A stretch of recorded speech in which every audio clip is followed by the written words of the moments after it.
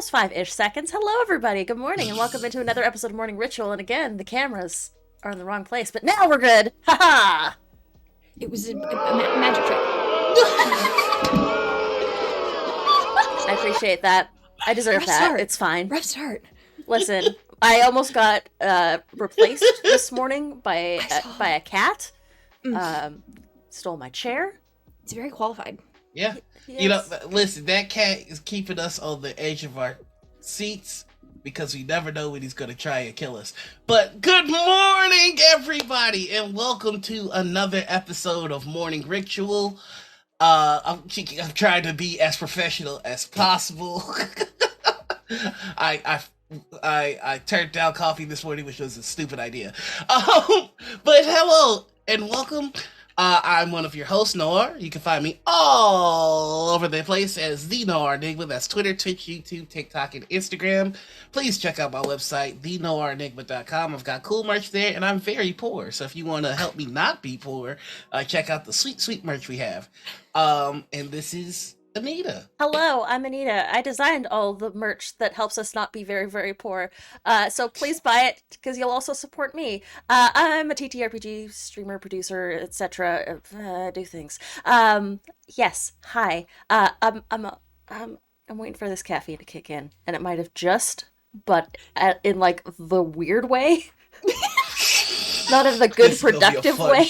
We're feeling silly goofy this morning. This is gonna be a fun show. I've been getting flustered lately, but we've got an amazing guest for you this morning. Kaitlin, why don't you tell everybody about yourself?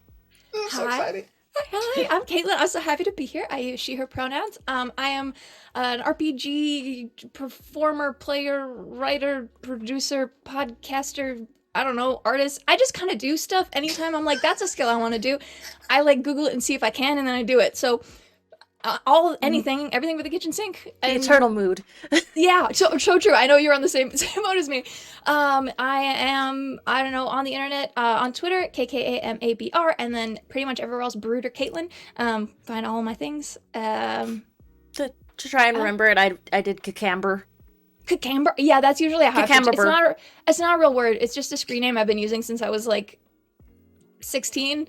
But but with only one K was taken when I made a Twitter, and so I made it with 2 Ks, and so now I have an unpronounceable handle. And I think one time Sam called it Camembert, like the cheese, Like and I the was cheese? like, yeah. So I think about that all the time. I think that's great. So I am the cheese. Anyways, and I will say that you should also go buy their merch stuff. They have a beautiful son to support. He needs more toys and treats, and so do that. He does. We're struggling cat parents. Please help him. His litter box is 400 fucking dollars. Do you have the mechanical like egg thing? My housemates have one. It's a spaceship. We're about to get one, yeah. Oh my god, it's a spaceship. I swear to I swear to God, this motherfucker is so spoiled. But I mean, of course, he deserves it. I mean, he does. He's just a sweetest He went through 2 boy. shelters before we got him.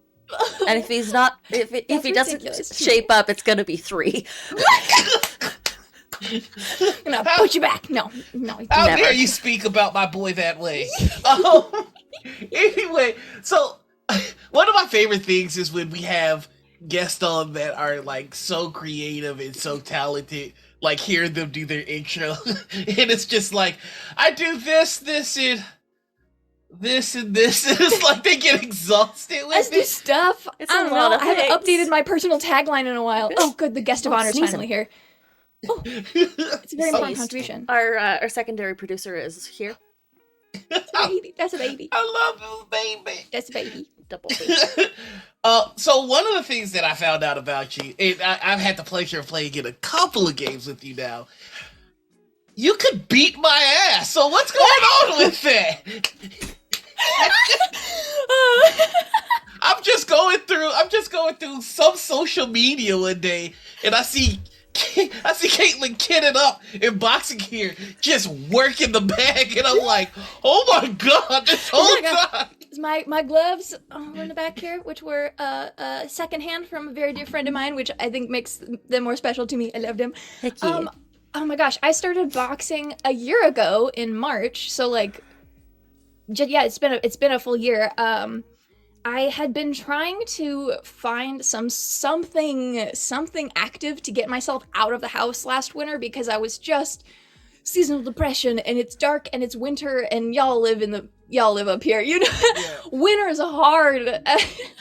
And so I was like, I need to get out of the house so bad or I'm going to lose my mind. And so I was like, I had like applied for a wait list for like a sword fighting class, like a HEMA class. But because of COVID restrictions, they weren't allowing new folks. And I was like, that makes sense. So I got on the wait list. And that was like 2 months later, and I was looking into like Zumba and like pole dancing and like just literally anything that I could turn into an activity that wasn't working out, like going to the gym, because I knew I would make myself miserable and not want to go, and then be really pissed at myself for paying for a membership and not going because it was making me miserable. And then had that same winter, I had kind of just like on a whim, I was supposed to play some games with a friend, got canceled. I had to cancel because I was busy. And they were like, oh, well, tomorrow we're having a fight night. Do you want to come over? And I was like, sure, why not? And there was a fight on, and they just had like 2 people over. They ordered dinner and just watched the fight. And I was like, oh my God, I love this. And I love talking to people about stuff that they know a shit ton about. Am I allowed to swear in here? I hope so. Fuck yeah. Okay, cool. Excellent. So sorry. And so it was my friend, one of my friends and their housemate, and like the 2 of them love boxing. Like I could just sit and ask them questions, like, and as I kind of learned, I was like, oh, okay, well, that was kind of, did he do that because of this? And they were like, yes, absolutely. And I'd be like, okay, that was kind of funny. And they're like, actually, he wore his hat on backwards because of a fight from 1963. He's in reference to whatever. And I was like, yes, tell me stuff and things. This is amazing. And so all that winter, I had maybe once a month gone to a fight night. And then suddenly that like, that last March, I was like looking at stuff and I just couldn't find any class I wanted to do. And I was like, what if I tried boxing? What if I tried boxing though? And I was like, okay, I don't know, maybe that's kind of silly. And so I was first looking into like self-defense courses or whatever. And then I found a boxing gym nearby, and they were super beginner friendly and genuinely like, not to like side tangent, marketing is important, because the fact that like over half of their like most of their like images on their website were women, folks of color, people who were not young and like little like muscly like stuff, like it was just people of all types and ages and whatever on all of their stuff, and they were very beginner friendly. And I was like, I got so jazzed reading their website and literally that I can say is probably one like the tipping point into me starting boxing. So that was such a like long tangent. I love boxing so much, you guys. This is something I could talk about for a million years. It has become such a social thing for me. It is, I get together with my friends and we watch boxing. He knows so much more than I do, and so like he'll pull up old fights and be like, okay, so this was really important because, and then we'll watch something later and he'll be like, yeah, this is a direct result of. It's so cool. I think that everybody should try it. I try to bring all my friends because the gym I go to has first sessions free. And because I'm a freelancer, I get to go in the middle of the week, and which means no one's there. They do video sessions, so the trainer is just on a video, and I'm the only person in a room full of 36 heavy bags, and I get to go beat the shit out of a bag. It's great. It's so fun. I think everybody should try it, so you should come up to Minnesota and visit me, and I'll take you boxing. Gray They in chat said that you literally decided to fight your seasonal depression. I didn't mean to, but I did. Anyways. Baba Yaga, thank you so much for those 5 gifted subs. Oh, thank you. And I do know what the payment is. We have to bring him out again. Creature time. That's my son! He's my boy! I would like to see the baby. Ah, perfect. Sam in chat does say Kaitlin doing boxing is a power play, which, Sam, I do need you to know, I looked up kickboxing because of Benny Beckett, so... Hell yes! Yeah. Don't worry about it. Yeah, fully, completely. So do you have a favorite boxer yet? Oh my gosh. I am obsessed with Katie Taylor. I don't know if folks are like, whatever, know stuff about fights, but Katie Taylor and Amanda Serrano was like oh my god, my favorite fight I've ever seen live. It was a historic matchup. It was the first time a women's matchup was headlining at Madison Square Garden. They did this huge, huge event. There was another fight happening in Vegas at the same time. They stopped their broadcast when this fight happened. They just stopped and ran stats because they were like, "You better be fucking watching Katie Taylor and Amanda Serrano." It was such an amazing fight. They went the whole distance. It was amazing. But Katie Taylor, I would have to look up all of it exactly. This is crazy. She's like probably like maybe early 30s or something like that. Boxing, it was illegal for women to box. She's an Irish fighter. It was illegal for women to box in Ireland. She dressed up as a boy, went through all of this shit, qualified for the Olympics as a boy, and then was like, "Hey, by the way, I've been a woman this whole time." And the country, everyone, like the I'm no man. disguise. Woo! No, sorry, like disguise, like pull up the mask, the Scooby-Doo style. And so like was like, "Hey, just kidding, I've been a woman this whole time," and everyone loved her so much. Like it was literally like, "Well, you have to let her fight now." Like they changed laws in Ireland because she wanted to fight. She's the mandate. Yes. Oh, no. Thank you, Yes, AJ. exactly. So, anyways, we're talking about this forever. I'm obsessed with her. I'm obsessed. I'm still learning a lot of fighters. But I love her, and I love Chocolatito. He's great. He's very fun. And oh gosh, I can't think of the other guy's name. Devin Haney, I really like. Yeah. I'm very good at names. Anyways, Heck yeah. You and me are gonna geek out about boxing one day. you do boxing stuff too? So me and my pops, we don't get along. We only ever saw eye to eye on two things: boxing and Highlander. Like that's it. Hey, do you know have a game about immortals? We should talk. Oh well, you know, I did do some work on the Highlander RPG that's coming out soon. Oh my gosh. We'll chat. But Habitual. Thank you, Grey. So true. No, I know back in my high school days, when I got into wrestling, I felt a lot more confident in like it kind of changed the way I walk and perceive things because it's just like if we get into a fight, I won't be starting from zero. I have some foundation for what happens next. Right? Yeah. So I'm kind of curious, what effects has a year of boxing had on your mentality? Oh my gosh, it's kind of nuts. I mean, baseline, a reason to get out of my house and be active because I'm very sedentary as a person. Like, Yeah. if I have to do a thing, I kind of won't. Like, I'm very comfortable. I'm like a very just like. I'm just good. I'm just like kind of good. I'm just very content. I'm a very content person. And I do a lot of my work right here. Like I don't have to move from this room very often, especially to like doing art and design stuff. Like I don't have to go to an office. Like I work from home. I work for myself. I'm freelancing. And so having a reason to get out of my house once a week that I schedule, which is great because they're boxing sessions that like it's a set time, so I can't not go. Like if it was just a free-for-all gym, I don't know if I would ever make it, but it was like, "Hey, your appointment's at 1 p.m. Like you better go." I was like, "Oh shit, I'm going. Like, so it definitely gave me a different type of structure that I think my brain really needed. So just on that level, like totally increased my mental health. Also just like sidebar, my car got stolen in November and I have not been to the gym since then. So I'm like, I'm trying to get a car. So I can go to the gym. Like my life will be infinite better once I have a car and I can go back to the gym. So it's been a minute, but like through most of the year, it definitely like there is a level, like you said, of confidence that comes with that where it's like, not that I'm expecting to get into a fight, but I'm like a small person. I'm small in stature, even though like I've been working out. Like I still look like a noodle. Like I'm like an uncooked dry pasta noodle. And I look at and I'm soft spoken and I'm kind and friendly and like not to get very dark, but sometimes that makes me a little bit of a target in social situations and just in the world that we live in. And like again, not that I'm expecting to ever have to get into a fight, but there's like an internal like level of.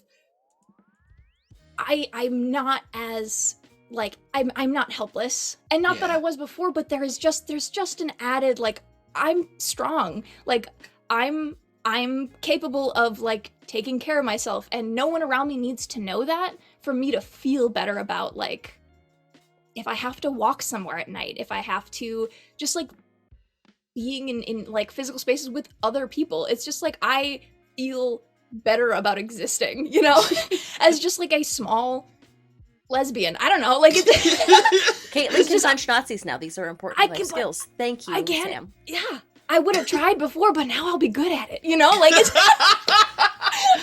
No, I truly believe every POC and every member of the LGBT plus community should at least learn the fundamentals of some form of self-defense. Yeah. Especially now, because shit is getting crazy, y'all. Yeah. Roy Yeah. taught me how to do a chokehold. It's very Yes. good and useful. Yeah. Oh no, I love boxing. I love boxing so much. For real. You for real, almost come knocked on. me unconscious when I saw it. I'm like, I'm tapping. Let me stop. Let me stop. You taught them the chokehold, but you forgot to teach them how to tap out. And I'm telling you, the rear naked choke should be taught in school. Goodness. That would go well, I'm sure. Murder ball is a good fighting prerequisite, Sam. I'm going to count murder ball as my fighting prerequisite. Listen, Sam, you showed me footage of some of the shit you're talking about. I don't underestimate anybody at this point. I don't know if Sam is showing you guys some of the sports that can be done with a wheelchair, but it is intense. Like, these motherfuckers are recreationally taking hits that would put me out. Sledge hockey is so hardcore. Gosh, I was talking with Sam, God, this was, I don't know, maybe a couple months ago or whatever, about like boxing stuff, about how all of my boxing friends here are like 6'2", 200-pound like adult men who like, I'm 5'5", like I'm like a bantamweight on my like lightest I've ever been. Like I can't spar with these guys. It's not safe for either of us. And it makes me so sad. Like I don't have people up here to spar with. And so Sam and I were joking about like Sam's the only, I think, fighter person in my life, or like person who has done like fight training, who is like, we would be a comparable sized maybe. But they do, Sam, correct me, it's Brazilian Jiu-Jitsu, is that the floor one? BJJ, yeah. BJJ that they've learned, yeah. And I was like, okay, well, I guess I'm gonna have to pick up BJJ so that I can have somebody to spar with at some point.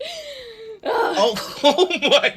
Listen, the combination of boxing and BJJ has won many a UFC championship. Yeah, boxing is so fun. Like, okay, sorry I'm talking about this so much.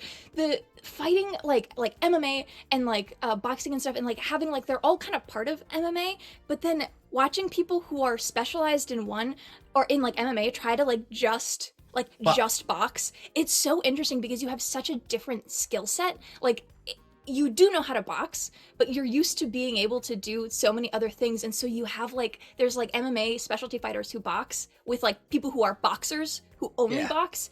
Each of them have such a different skill set and like angle to fight. It's so cool. It's so cool. I'm so sorry. I'm probably talking gibberish to most of the chat. I love this shit.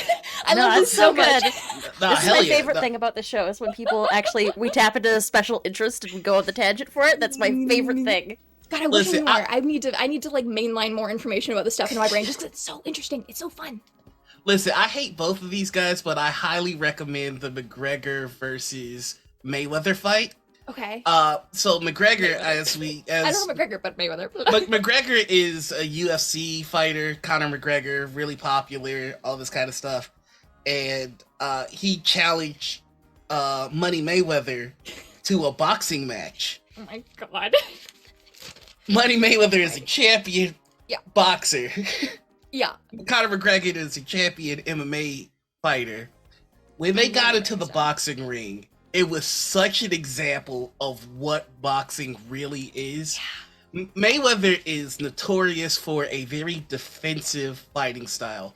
He's a masterful counterpuncher. So that means he's going to eat most of your shots. Mm-hmm. And when you leave yourself open, he's just going to just 2 or 3 to rock you and then just go right back into the shell. Listen, it's boring to watch if you don't love the sweet science of boxing. Or like why the maneuvers are cool and stuff. Right. Yeah. But this fight, it kind of showed you why he does that. Conor McGregor is used to like being able to 1-2 and then throw a kick in the mix. Wail and you've got to change levels and stuff. But when you're just here, It's different. It's So you can aimed at see he's everything. throwing the 1-2 just fine. Once it comes to the 3-4, he's used to like being able to mix it up. Yeah, your You 3-4 can't comes down. fucking do that.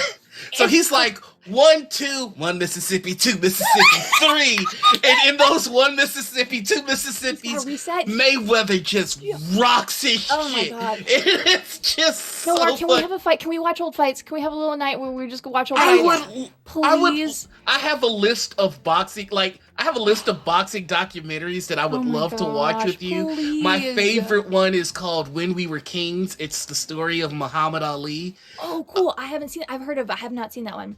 It's so Brian McKnight and I think it's Diana Ross wrote a song for it. It's still one of my favorite songs to this day, which is actually how I found it. I was like, "Ooh, I fuck with this song. Oh, it's from a movie. Let me watch the movie." Muhammad Ali.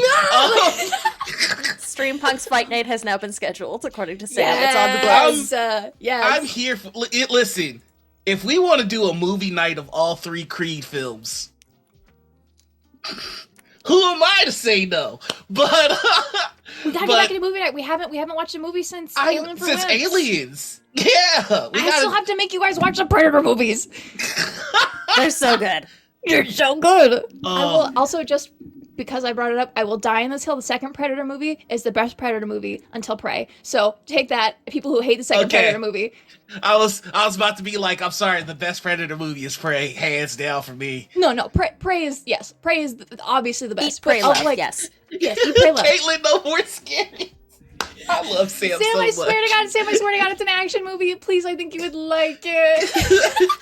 It Please, is you far can eat. more action than horror. Yes. I have seen the first Predator. I can say, man, it's just big burly men bumping meat. I need to introduce you to my girlfriend, the Predator. For the queen. have you've only seen the first one in Prey? I've seen the first one in Prey. Okay. We need to watch the second one because it makes. Okay, Prey is the best one. Prey took so much stuff from the second movie, which is the one that everyone hates, which means that Prey understands the merit and beauty of the second film because they took shit that. Oh my God, we have to watch the second one. We have to watch the second one. I'm gonna cry. I love this movie so much, and no one believes me. Everyone hates the second one. I think it's the best. I love that we're building up a list of movies and shows to watch together. Yes, Punk's good. movie night. Stream Punk's movie night. Good. We still got to catch a couple of episodes of Voyager with Sam. Yes. Oh, Yes. I also love Voyager. One that people I know there's problems and issues, but Captain Janeway, my beloved. Oh, Lana Torres, the love of my life. Captain Janeway deserves a better show than she's in. I'm like, we've just started a couple of episodes, and I'm like, I've noted a few things. One, I fucking hate Tom Paris. I hate. How far are you? I think I'm like 4 or 5 episodes in. I can't wait for you to love him. You're going I asked Anita, does he ever get better? I love him. I don't. I love him. I love him. He's a nasty little stupid head, and he makes stupid decisions, and he's fun. Here's my problem. God damn it, Sam! Eat, pray, love. Yes. We will switch between Food Predator movie and the rom-com. Yes. Thank you, absolutely. Sam. Paris sucks. I would I like Paris. how dare they He's a pair little up stupid. noted lesbian Lana Torres with Okay, Tom Paris? that I'm what. Yeah, I don't. Nah, that's different. Well, who would you guys prefer she hook up with? Now we get into Anyone. the shipping questions. Anyone but So, Tom Paris. Well, I Lana think- Torres 7 to 9? I mean, I I would into say, it, but what's her name? She winds up having a kid on the show. Like the two of them co-parenting. That would be lovely. that would be very nice. They basically never interact in the show. No, but yeah. the vibes you can see. Yeah. There is the reason Samantha. that I hate Tom. The reason that I hate Tom Paris Oh, I hated him right is away. because he is a trope Wildman. that he is a trope that has only ever, in my opinion, been done well one time, and that trope is the character whose dick gets him into trouble. And the only character that has done that well, in my opinion, is Gambit from the X-Men. Yes, absolutely. I'll take that for sure. Any other characters where it's just like, you leave me alone, my dick's gonna get me in trouble. It's just like, oh my god. So I will say, I did not like Tom Paris right away. I hated him through the first, probably half of the first season. I know he's a little shithead fuckboy. I'm fond of him. I know I'm fond of him. I don't know. He makes bad decisions. He's there. He was, I mean, when I brought out Kirby, that was a little bit of the inspiration, not obviously in characterization, but the like, here because I fucking have to be, I guess. It's interesting to me. It's fun. He's got, I don't know. I think he would have been a more interesting character if they had actually made him the character that they wanted to make him. To be. I know. Because they wanted him to be his the role that he was in the Next Generation, because he was a hotshot pilot that was a member of like an elite flight squad that fucked up, and like Wesley Crusher got caught in the crossfire. They wanted him to be that character, but the writers were like, we'll just make him a new character. I don't so like the writers of Voyager so far. I feel like they pull their punches. They do. Oh my god, that's one thing that sucks so bad is like there's so much as you go on, you especially start seeing it in Janeway's characterization. God, they do her so dirty. But like the thing in my mind, like all of the qualities that they kind of bring into her where she's like messy and conflicted and has to like find footing in a gray area while she still tries to like uphold this like Starfleet like North Star and like finding like that's so fascinating. And then every once in a while they like make her do something and you're like, okay, all right, I guess, whatever. Yes, that's true, Sam. They would have been a more interesting character if they had paid more attention. That is all the characters of Voyager. Every character of Voyager, exactly. There's so much, I think there's so much potential in Voyager. I think, and that's why I think I love it so much, because I can like see what it should have been, but they pull so many punches, and there's just a lot of inconsistency in like characterization that it like is like, oh fuck. But like, I love it for what it like could be like, and I know that that's not the greatest way to watch it. I love bad TV. That's one thing about me is I love bad TV. I love Voyager. True. See, I don't love bad TV. I love bad movies. Yes, that's fine. And there are so many of them. I have to show you Apocalypse one day. All right, let's party. Let's do it. The name of this episode is Not Pulling Punches. Correct. I love it. from the get-go. Let's go. So I do want to say to whoever said Kaitlin for president about Predator 2 being the best movie, I love you. How does it feel to be engaged on a stream to a person from chat? Strangely, not the first time. We'll be married by the end of the show. So I kind of want to pivot and kind of get into how did you get into the space? Like, I've had the pleasure of playing quite a few games with you now, and it's always so much fun. And I love kind of hearing how people ended up doing what they're doing. So, like, how did you start doing actual plays and art for actual plays and all that stuff? Can I tell you this from my perspective? Yes, yeah. So I first saw you as a fan artist for Shield of Tomorrow. This is true. Like, all of a sudden, like, all this wonderful, beautiful art for Shield of Tomorrow just started popping up, and I'm like, oh, they're so talented! Oh my gosh, this is such good, like, art. Like, they're capturing scenes, they're capturing the characters beautifully, and then all of a sudden you just, like, kept climbing and appearing in different places, and I'm like, this is amazing. That was my perspective of you. I mean, that's kind. I mean, like, honestly, she's on Power Play? I love Power Play. I love Power Play so much. I'll cry about it. I love that show. No, okay. Anyways, no. Following train of thought. No, okay. I got into RPGs when I was in college because actually my housemate now was like, "Hey, you want to play a game?" And I was like, "Yeah, a little bit. That sounds fun." Okay. I was so scared. I like couldn't even. I made like a little accent like that I was gonna do, and I practiced it in my dorm room. And then when we got there, I got too scared to do it, and I was so nervous. And she was a little half-elf cleric named Laura B. Lyadon. I love her very much. My first D&D character. And so we have a game like my closest friend group now. It is from college. All of us were comic majors. All of us were like doing a little thing, and my housemate was our DM. And from there, I kind of sort of from one of the players got introduced to like Geek and Sundry content, and I was watching like I was watching like Dread and Crit Roll and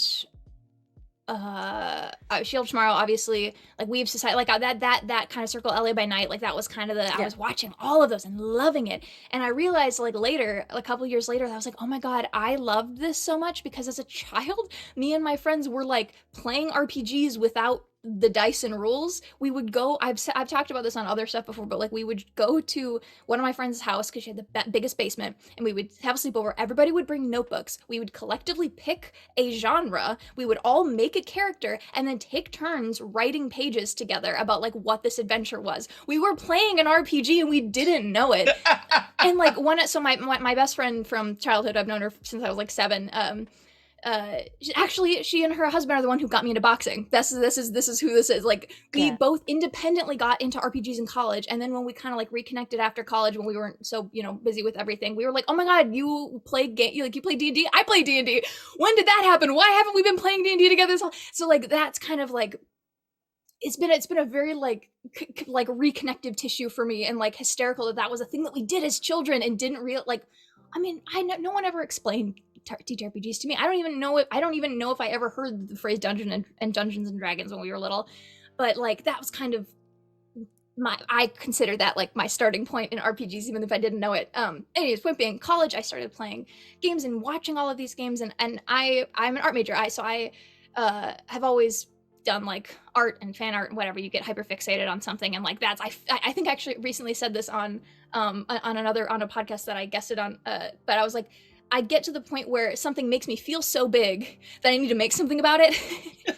Like as a hyperfixation. And I know a lot of like creatives, like if you're like gift makers and like fan fiction authors and fan artists and stuff, and like that's a very like, oh, I feel big about this. Like here's the thing. Like now there's a drawing. Like now there's a gift set. Like here's some merch. Here's an AMV. Like let's go party. Yeah, exactly. So it was a thing where like I got Shield of Tomorrow was a hyperfixation for me, and you could see by the amount of art that I did for that show, and then with like Callisto 6 and everything. And so I got into the space because I was watching stuff and making things, because that was like, as an art major, that was doing a lot of stuff that like I didn't want to be doing. Like it was like life drawing stuff. It's cool, good to learn, but like it wasn't fun art for me. Right. And so I in college I tried to do stuff that made me happy too, and not that like I was art school can be miserable sometimes.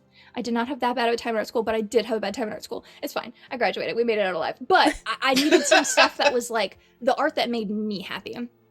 And so that's ironically, Shield Tomorrow was a feel so big we had to make art about it. But for Trek, this is true.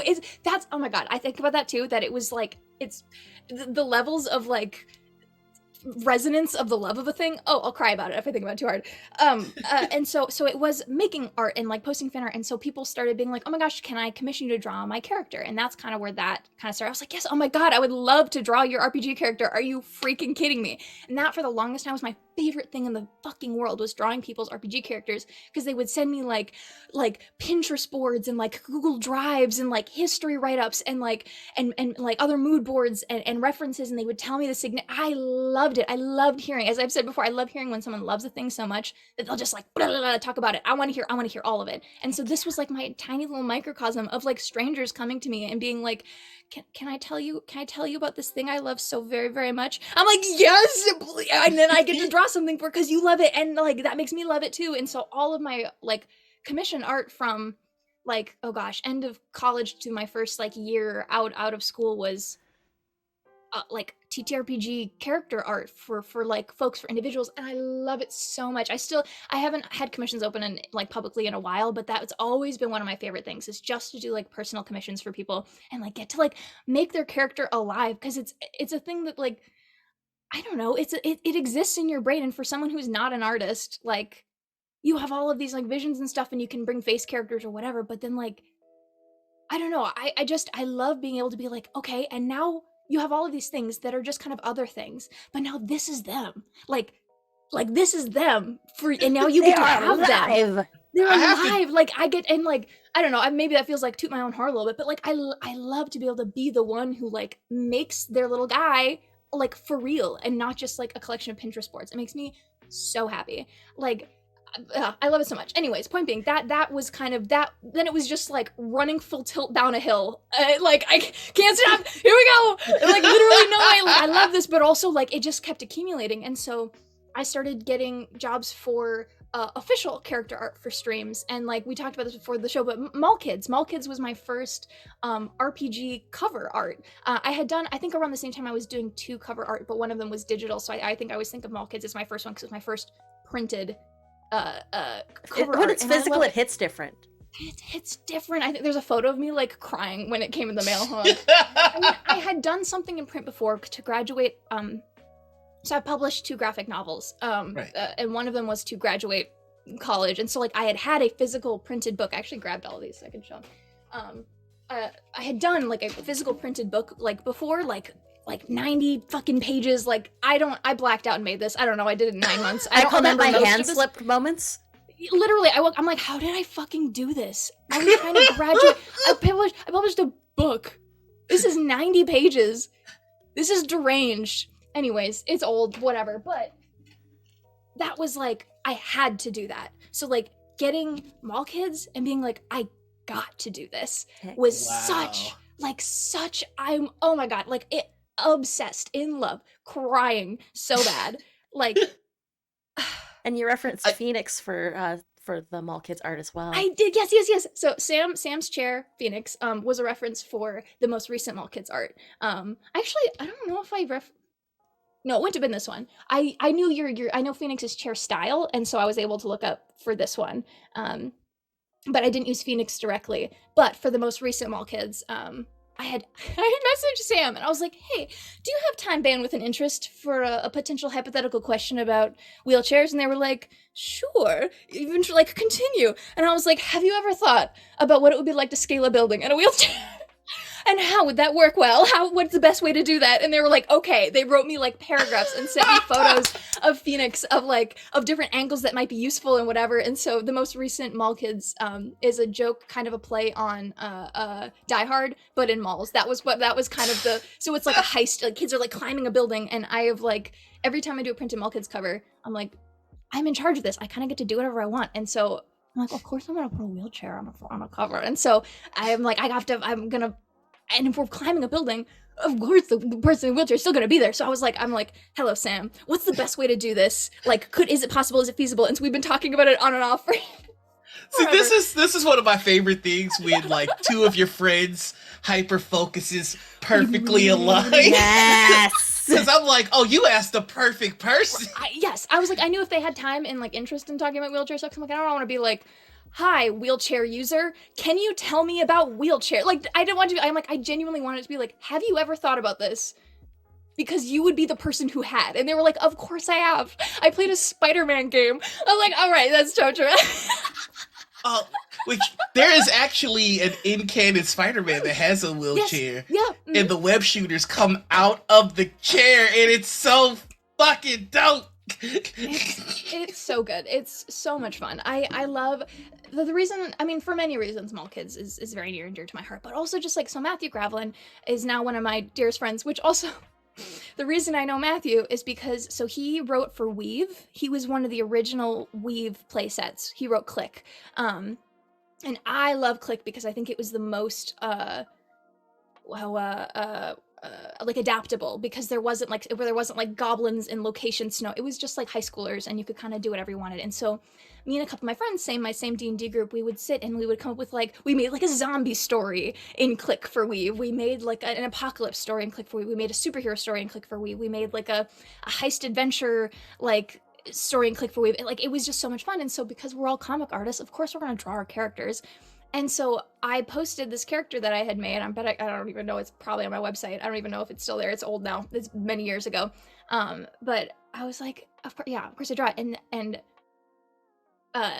Matthew had seen it and was like, oh my God, like, this is the first time anyone's ever drawn something from a game that I made. And like, obviously it was a character that I made up, but it was for his game. Like, it was for his playset. And we were like best, like one of my best friends ever since. Like, love him so much. And so when he was working on Mall Kids, he was like, hey, would you want to do a cover? Would you want to do like a cover for kind of a game? And I literally, when I listen to Matthew talk about it, it will make me cry, because he said that the cover that I came back with changed the game that he wrote, because it was originally going to be like a 1 or 2 page thing. And now it's like a full zine, and there are multiple expansions, and like we have other plans in the future that I will not disclose, but just, know that it's very, very cool. And there's one in Kickstarter right now. You should check it out. We've got one of the highest links in chat. Oh, thank you, links in chat. And the highest stretch goal is our dear friend / nemesis on Noir's part. Drac is going to produce a Mall Kids. Drax! Drac and Stella are one of the stretch goals for Stella! episode production. So Stella! Listen, very good. if there's any way at all I can help support you, just say the word. You got me. Yeah, absolutely. I mean, oh my gosh, they're doing a couple of like, I don't know, actual play stuff happening beforehand. But we have like 2 weeks to, I don't know, get those. We're funded now, so like the new one will exist. Got funded last night. I'm so happy.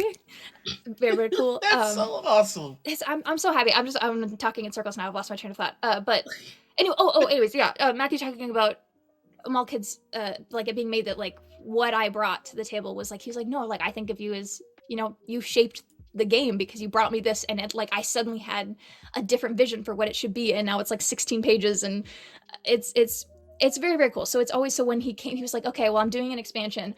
Kaitlin, obviously you have to be, you have to do the art. And so he really just gives me free reign. He kind of gives me a vibe. He was like, I don't know, I was kind of thinking like either, I don't know, teens in the food court or whatever. And so like, that was the first one. I don't think I have print copies of the other ones, but, and the second one was like, he was like, I don't know, some sort of like running around, like causing problems. And so we have like a bunch of teens running from, on the second cover, a bunch of teens running from, like a mall cop on a Segway, like, and then this one was, he sent me, he was like, because we had made the Mall Kids Die Hard, but in a mall joke, and he was like, okay, so some sort of like heist, like they're climbing up the side of the building or whatever, and kind of sent me, I don't know if he would let me, I'll see if he'll let me post it, but the little scribble he sent me of just like his idea of them like climbing up, and then like what I did, because I have to, we have like the graphic up, but I have to like actually finish the drawing fully, and like getting to do that, and he really just gives me full free. He's like, yeah, just do whatever you want, and I love that. That's like my bread and butter as a creative is like, I trust your vision, just go for it. Just do. Here's a thought and good luck. And so I really like, I have so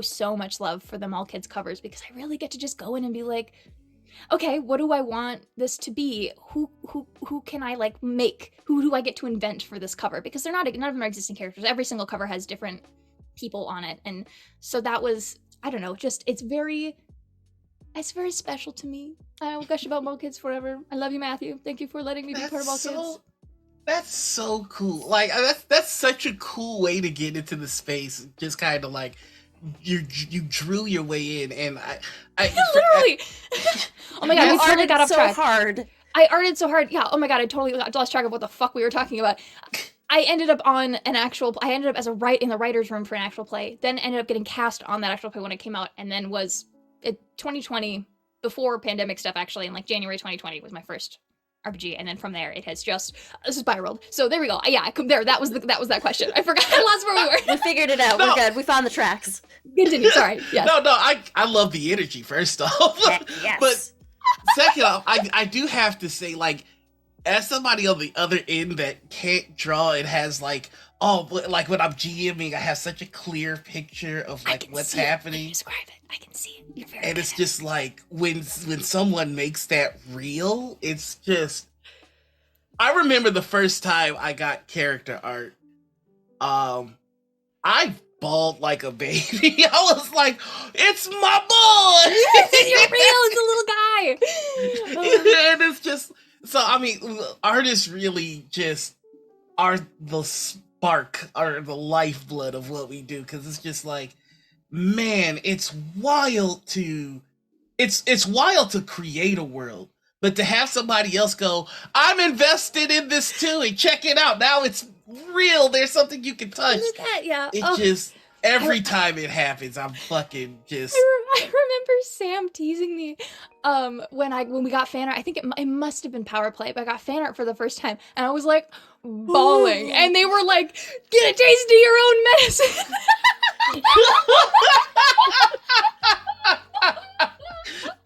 Oh goodness. Oh man. Oh Sam says, well, also Rick had such a freaking good time playing D&D in a castle with Kaitlin that he brought her onto Power Play. Oh, you went to D&D in a castle? I did in 2019. I went to D&D Castle, and I played with Kelly Lynn D'Angelo. I love Kelly. Just fucking phenomenal. We had such a good time. But there was in between sessions, Rick and Amy were both there, and they did like little one-shots of Amy ran like Weave, which we played a little goblin Weave game, and we came up with, we were a little goblin like business, and we were catering without limits, and so we did a favor for a dragon, because like I don't know, that was fucking, I have never laughed so hard at a table in my life. I think someone in chat was there. Lemon Twist played with us, I believe. Just, oh my god, like in tears, crying, laughing. But one of the other things we did is I got to play a Lasers and Feelings with Rick, and I literally, he cited that as like the reason he wanted me on Power Play, which is so just hysterical to me, because I know I was having like a 5-day long panic attack about being there, because I was there by myself, and like I was already nervous about like traveling, and I was not therapized yet. No, I was not therapized yet, and did not have anxiety medication. I was just like just a bit freaked out, and like afterwards, you know, when you get out of a game with strangers and you are already anxious, and I was like, god, I was so fucking annoying, like, god, oh my goodness. So I was just stressed, and so it is crazy to me that Rick is like, yeah, that was funny, I want you to play in this 6-season long game that I'm doing. And so yeah, that was my second, that has been the first, and that was the first campaign I have ever finished. Like, the story, beginning, middle, end. Is Power Play, you guys, I'll gush about a million years. I know Sam said it earlier. Power Play is so special. Power Play is so special and important to me. Oh my god. I cried. The finale was like a little under 4 hours long. I'm pretty sure I was fully in tears sobbing for 3 of them. I have no control of my face, which we all know, hysterical that I thought I could play a very stone-faced character in a horror game. I don't know. I tried. But like, I am so emotions hard on my sleeve. Like, I try, but as soon as I'm no longer involved in a scene, I'm sitting there like, like watching and like, yeah, I'm immediately an audience member. I love it. I do the same thing as a GM. I've only GM'd on stream one time, but it's so fucking funny watching that, because I'm sitting there like, when I'm not involved, like, I'm just like watching my players like, oh my gosh, wow, what a funny, oh wow, that was so, I think, oh my god, it must have, I don't remember if it was on stream, but one of my players had an idea, and I was like, oh, that's so smart. Like, out loud, I was like, oh, okay, I think that's what makes the best GMs though, like, are GMs that actually care about their players' characters. Like, have you been in a game with a GM that could give a shit? It's the worst thing ever. Oh man. Yeah, Lemon Twist Power Play is so special. It's the only show I managed to draw something for every episode. Yeah, Lemon Twist I did a drawing every episode. Made me cry. Thank you. We love that so much. Power Play was so good. And like, what a cast to be. Yeah. Sam, Omar. Was Drake in it too? Drax? Drax guested, was on 3 times. We did in between season 2, season 3. I think every time I tuned in, Drax was Yeah, good. Well, good. Yeah, I mean, he was our most recurring guest, I believe. He came in as one of my character Benny's childhood best friends. We played like basically a Goonies game that was there were 4 episodes in between seasons where it was just each player got a solo episode, like a kind of like either a backstory or whatever, and they would have like a guest, so like Omar and Dale.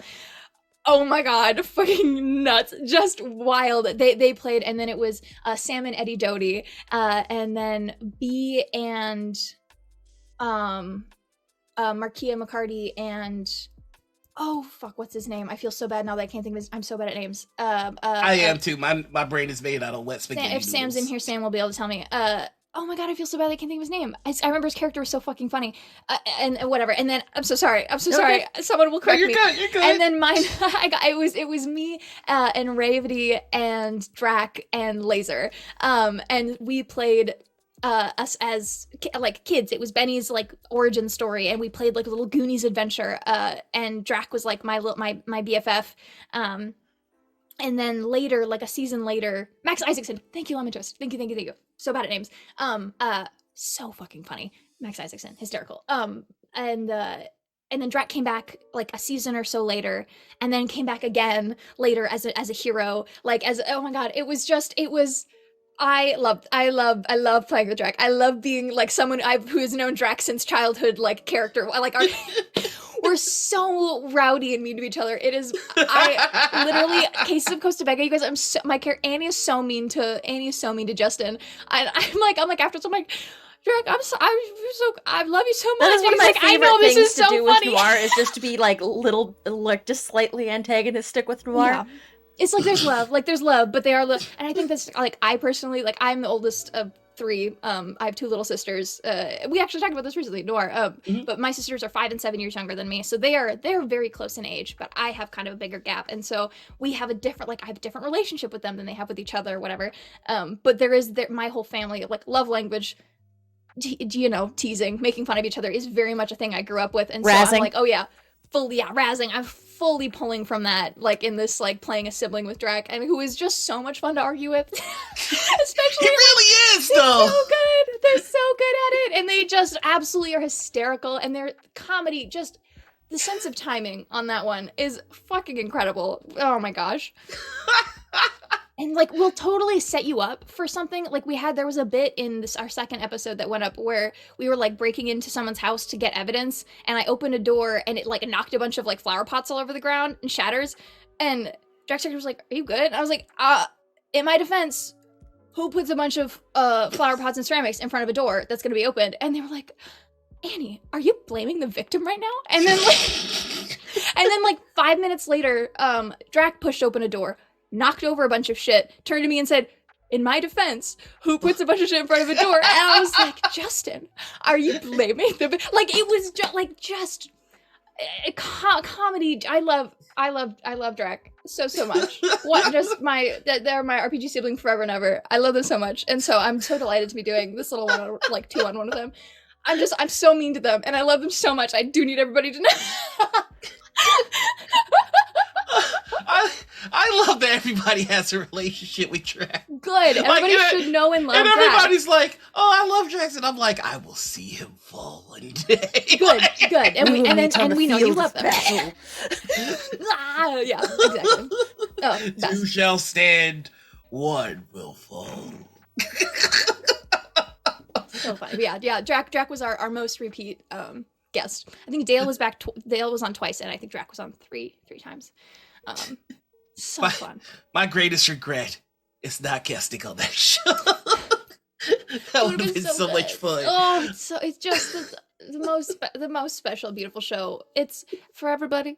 Shameless plug. Best Noir's show really ever made. Noir's really into that Highlander life, right?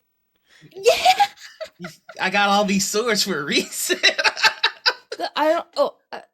But it's sword and boxing gloves. It's very dangerous in here, I guess. You ever think about, like, if somebody tried to rob my house, what would they think of me? Like, it's just like, bow and arrow on the wall, sword. This might be a problem. I love this for you. Like, maybe I should go. Like, not here, not today. Whoever this is a nut. So we are just pulling out all the prop weapons we have here. Good. We'll come back and be like... There is a question. We are an hour in, and there's a couple of questions that we ask everybody. Beautiful. So I'm just gonna intercut real quick, and then we can get right back to the shenaniganery. Okay, here we go. I'm really invested in this question, so I just have to brace myself. I'm ready. There's a war in the TTRPG community between those of us who see dice as what they are, which are tools to help us tell a story, and then there are others who see these things as forbidden candy to be put into their mouth and crunch. I am aware that there are edible dice, but they say that's crunching, not crunching. So I have to ask you, Kaitlin, are you what side of the war are you on? Are you a stop the cruncher like myself, or are you a crunch crew member like a couple of deviants we have in the space? Now, for full transparency, we've done this show close to 100 episodes now, so there are a number of factions that guests have. This is episode created. 99, baby. No Woot way. woot. That's pretty cool. There are a number of factions that other guests have created. We have Swallow Saviors, which one guest was like, "Don't crunch, you coward, swallow it whole." Just roll the dice. It's fine. Try swallowing a D4. Good lord. There's Kappa's faction, which is the Let Them Die faction. Oh my god. There's the Crunch Sponsible, which are a number of cowards who decide they don't want to choose a side, they don't want to stop anybody from doing anything. We have one of I'm them not going to with us impugn now. upon your right to crunch. You coward! There's the Law and Jaw, which I can't quite remember. There's the Crotch Enablers, which are people that enable this behavior. Crotch Weaponizers, so far there's only been one crotch weaponizer, that was Abria. Abria was the CEO of a dice company and purposely designed dice to be more appealing to crunchers. There's the crunch sequences, which are just people who say go ahead crunch, but the consequences are your own. And then we have the crunchstitutes, which are people that don't inherently crunch, but $20 is $20.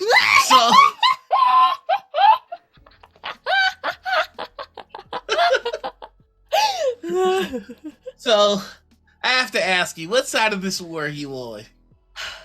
I have to say, I am so concerned for. None of us have health insurance. Don't eat the dice. You're gonna snap your little teeth off, and then where will you be? Who has dental? I'm so concerned for everybody's well-being. Don't cry. Thank you. We gotta stop the crotcher in the house, everybody. I mean, like, it's very much a like. Probably more crunch sequences, I would say, but like the crunch sequences are so high. Your teeth, those are expensive. The government doesn't think they're part of your body for some reason. Your esophagus, your stomach, and your butthole. Like, you gotta think about these things, people. Oh my gosh, I'm so, as someone who doesn't have dental, I'm so currently, also, I know this is maybe, I don't know, probably no one notices, but so I've been wearing my retainer again recently. Oh, that was an ordeal and a half. I finally am not lisping quite so much, but I was like, currently, especially now, thinking about attempting to crunch, my mouth hurts so bad already. There's be bad news. Like, okay, no, don't hurt you, don't do this to yourself. So if you have good dental, crunch away. I guess, I don't know. I don't know. Consequences.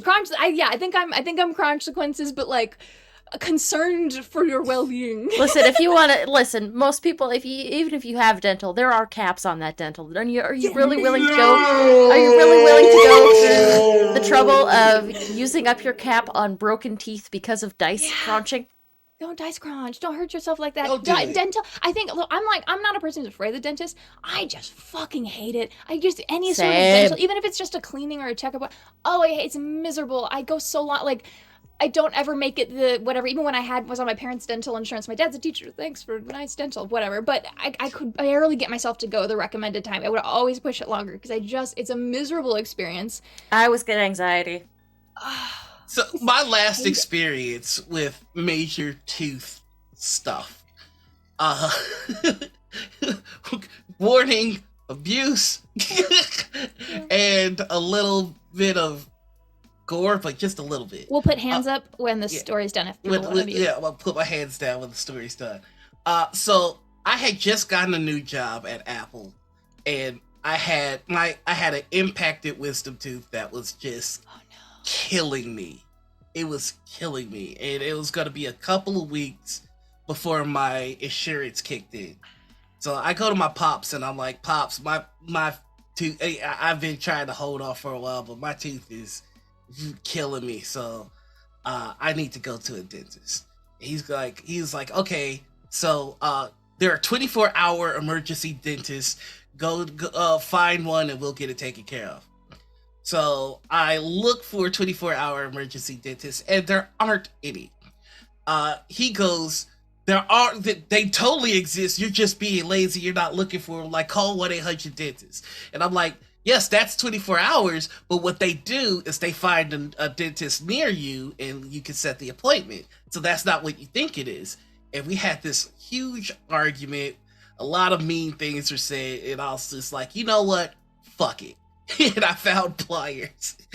And I pulled the tooth out myself. You did not.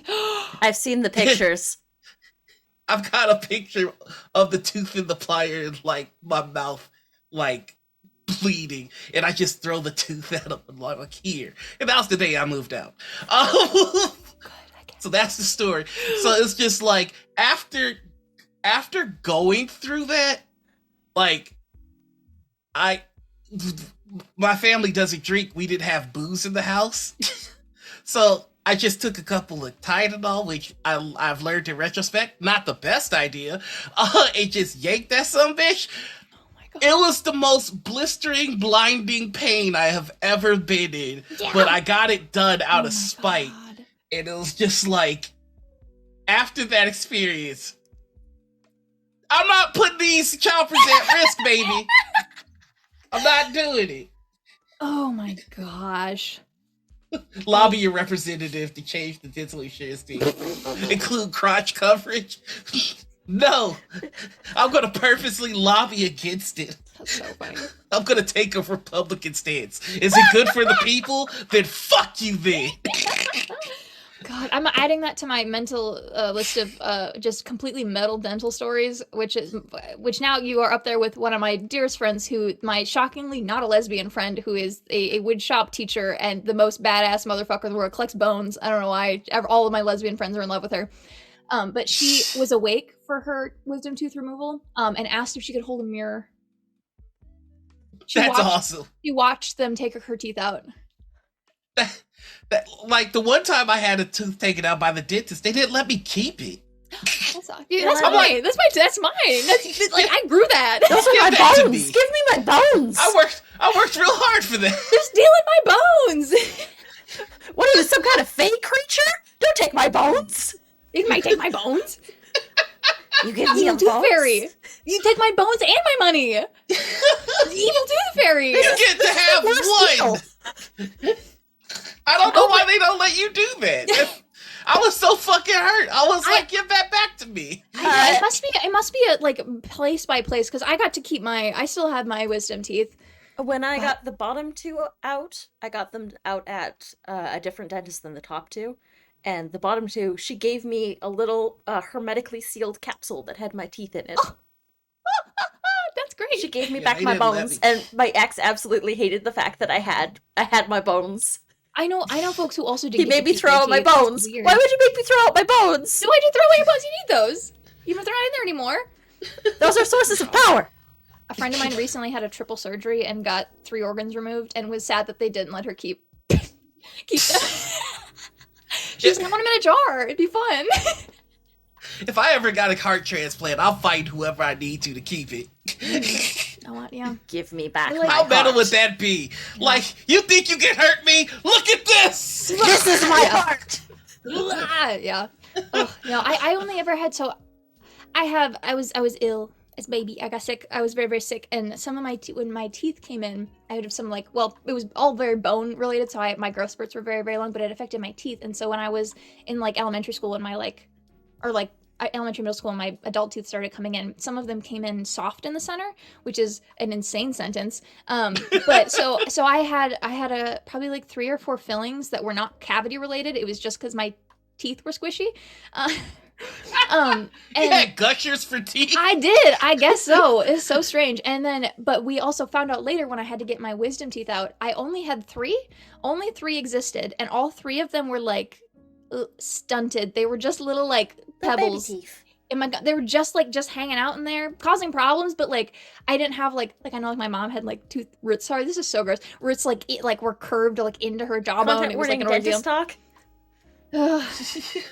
Wild. But yeah, so like it stuck so bad, and I got very, very ill from the medication they gave me, the moxicillin or whatever the thing was. But the teeth removal and healing wasn't so bad for me. So I guess thanks to my childhood illness for stunting my bone growth, my teeth removal wasn't so bad.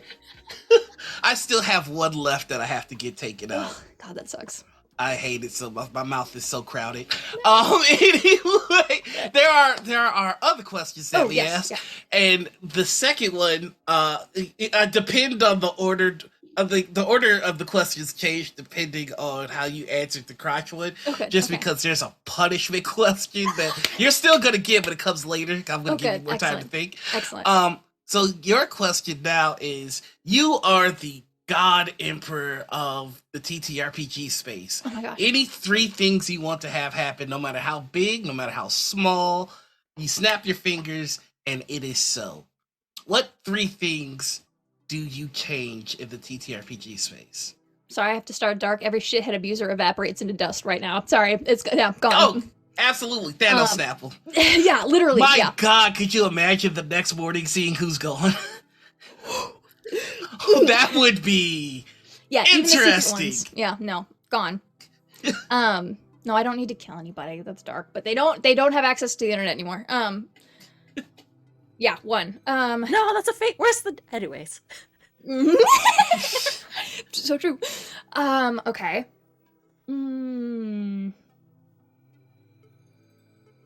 Shit, gonna follow. Gone from the space. Yeah, abuser's gone from space. I'm just gonna carry on the energy from the previous question. Everybody has health insurance. All the freelancers get health and dental.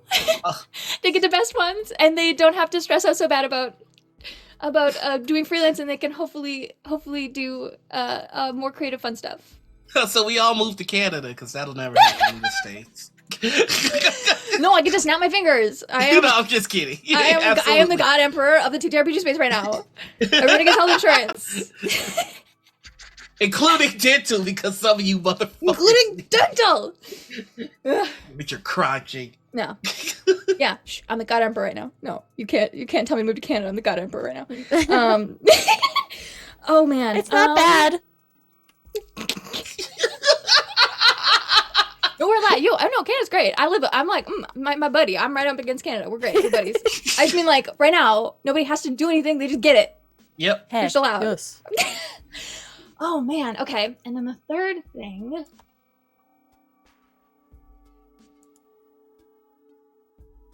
I don't know. I feel like there's like a level of accessibility to information and like resource that is kind of a hurdle for some people. Yeah. I don't know. I wish, like, I think I would just be like, that's something that I love very much doing. Like thinking about like with Malkid stuff, there is an asset pack for anyone who wants to stream. There is a Google Drive folder we will give you that is full of every image, every logo, miscellaneous like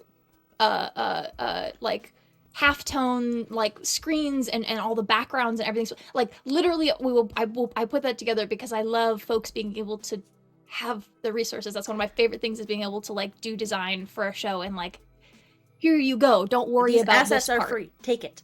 Take them. Yeah, like I love it. So I don't know how to word that, but snap my fingers.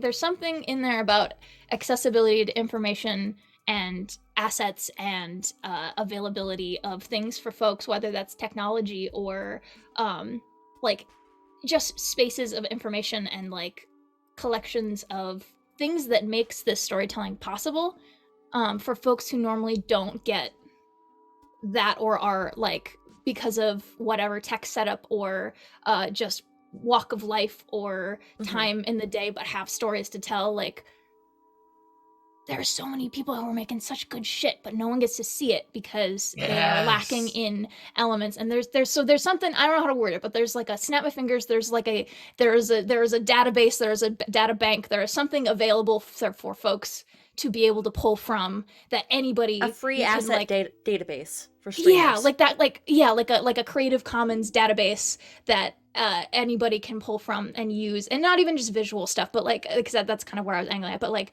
Well, I mean, assets setups don't and- necessarily need to be visual as well. This is true. Yeah, like anything, like soundscapes and like information and easy digestible about like technology and how to do stream and how to hook up OBS and how to like. There are just people who don't get the shot that they deserve because they aren't in the right place at the right time. They don't have the right information. Like, yeah, I guess this kind of database. I want that. That would be like my an third internet thing. repository for streamers. For streamers, for RPGs, to give folks who don't normally have that the tools they need to tell the stories that they deserve to be able to tell. That was long-winded. Those are my 3 things. Okay, no, I like it. So basically, if I'm digesting this correctly, this third change would be financial and information obstacles would be removed. Yes, that makes more sense. Yeah. Okay. Yes. Mhm. I dig it. I dig it. Like it a lot. All right, and I'm so sorry. Here's the punishment question. Okay, I'm ready. You get to play a TTRPG with any 5 people that are alive right now. You get to choose the game and who GMs, and you don't count towards the 5. Okay. What's the table look like, and what are you playing? And who's the GM? Oh man. Okay. Okay, this is such a specific poll. I want Trixie Mattel at an RPG table. So bad Yeah. because I think it would be deranged. I think it would be so funny. Okay, I guess I've set a chaotic. tone now here. Thinking like, oh my god, this is about to be the weirdest thing. Okay, Trixie Mattel, Mhm. my grandmother Patricia. Okay.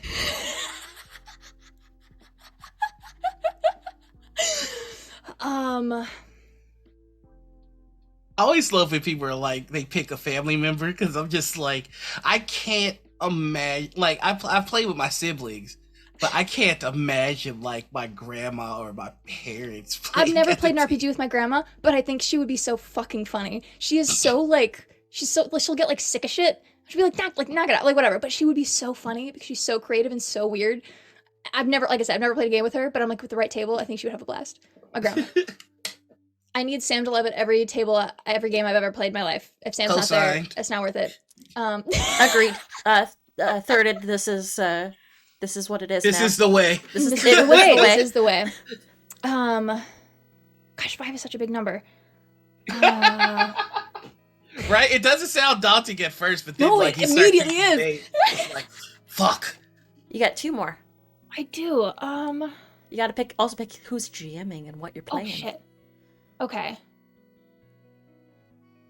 feel like I want to jam. I feel like I love jamming. I love pulling Okay. people who like don't normally play games and like putting through like a very weird story.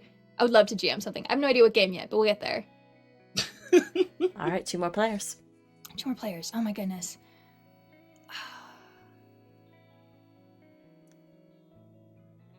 I've had this thought before too of like people like, oh man, they'd be so fun to play in a game. Oh man, they'd be so fun. And I'm like, I've never I've I never heard thought of about it. anybody ever. I don't know name. I've never watched a thing or seen a person or met anyone in my life or had thoughts ever. That's why it's hard. It is. It's Every very difficult. name and person just leaves your brain instantly. Yeah, it's like when someone's like, "Oh, what's your favorite movie?" I'm like, "I've never seen a film. Sorry, I don't know." What are these movies you These speak movies of? you speak of. Just kidding. I'd say Predator too, but no. No. Oh man.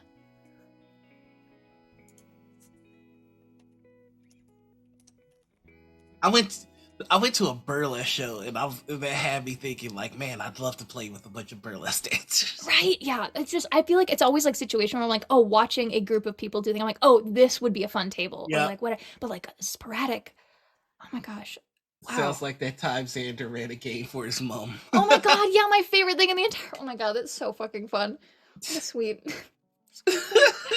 Oh. Would you like me to pitch okay. a name at you? Yes, I would love that. I would love that. Because I you would love the Predator movies and you specifically love Prey. Why don't you Amber Midthunder? Amber Midthunder, the love of my life. Oh my god, yes. I don't know anything about her as a person, but yes, just yes, for sure, for sure.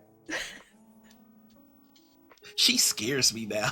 Like, after watching Prey, I'm like, I love her. Literally, I watched all of the Predator movies because I adore Amber Midthunder because she was in Roswell, New Mexico, which I said I love bad TV. That is the epitome of bad TV affectionate. Like, it is so goofy. It's like it's a reboot of the 90s. Yeah. Roswell, New Mexico. But it's like, I joke that it's Twilight, but with aliens. Yeah, it is. It's so fucking good. But she's on that, and I just adore her. I think she's excellent on it. And so when I found out she was like blockbuster, like title of a film, I was like, oh, wow, I can't wait to see that. And then I found out it was a continuation of the Predator franchise, which I'd never seen before. And I was like, well, I guess I'm watching all of them. And people were like, you don't need to. And I'm like, I do. Point of order. Don't I talk, do. Don't look. I have to. And so that's why I've seen all the Predator movies. I adore her. I think she's great. I'm so glad that she's doing stuff. Okay. Yeah. I'm just imagining that table all together so far. Crazy. Oh, I had a thought. Oh yeah, you got one left. I have one more. I know, this is so hard. Okay. Kate Mulgrew. Yes! The craziest table in the world. I just love her. I love her so much. That's deranged. This is the most deranged table on planet Earth. I don't have names. And we're gonna play Lasers and Feelings. Like, most of these people have, besides Sam, my darling, dearest pal, but most other people, I'm assuming, have never played an RPG before. So we're gonna play Lasers and Feelings, and it's going to be very silly. I'm sure in like 3 hours I'll think of like, oh shit, here's a better configuration. But for now, that's my answer. No, that's a good ass table. That is a good, man. I just get, listen, if I ever sat at the table with a Starfleet captain, I would cry. If I ever had the chance to even look at Avery Brooks, y'all would see a man turn into a fucking puddle of tears. It'd be like that scene in Community. I don't understand the picture. You can't disappoint a picture. Oh man. Lasers and Feelings is a really good one though. Is that the one done by Snicker Socks? No. John Harper. John Harper. Okay. You're thinking Love you, John Harper. Retroverse. Yep. I always get those two mixed up. The Goncharov game I made is a hack of Lasers and Feelings. Yes. Wait, That's you another the one thing. that made? You're the one that made the Goncharov game? I mean, there are a bunch. There was a Goncharov game jam on itch, and I was like, of course I have to do this. And so it's called The Greatest Mafia Movie Never Made, and the stats are bullets and clockwork. Oh my god. Incredible. Listen, the scene on the river with Godrov is just The clock tower. the clock tower. Unbelievable. Yeah, just the echoing. Oh my gosh, no, I can't handle it. I have to tell you that my sibling was obsessed with that.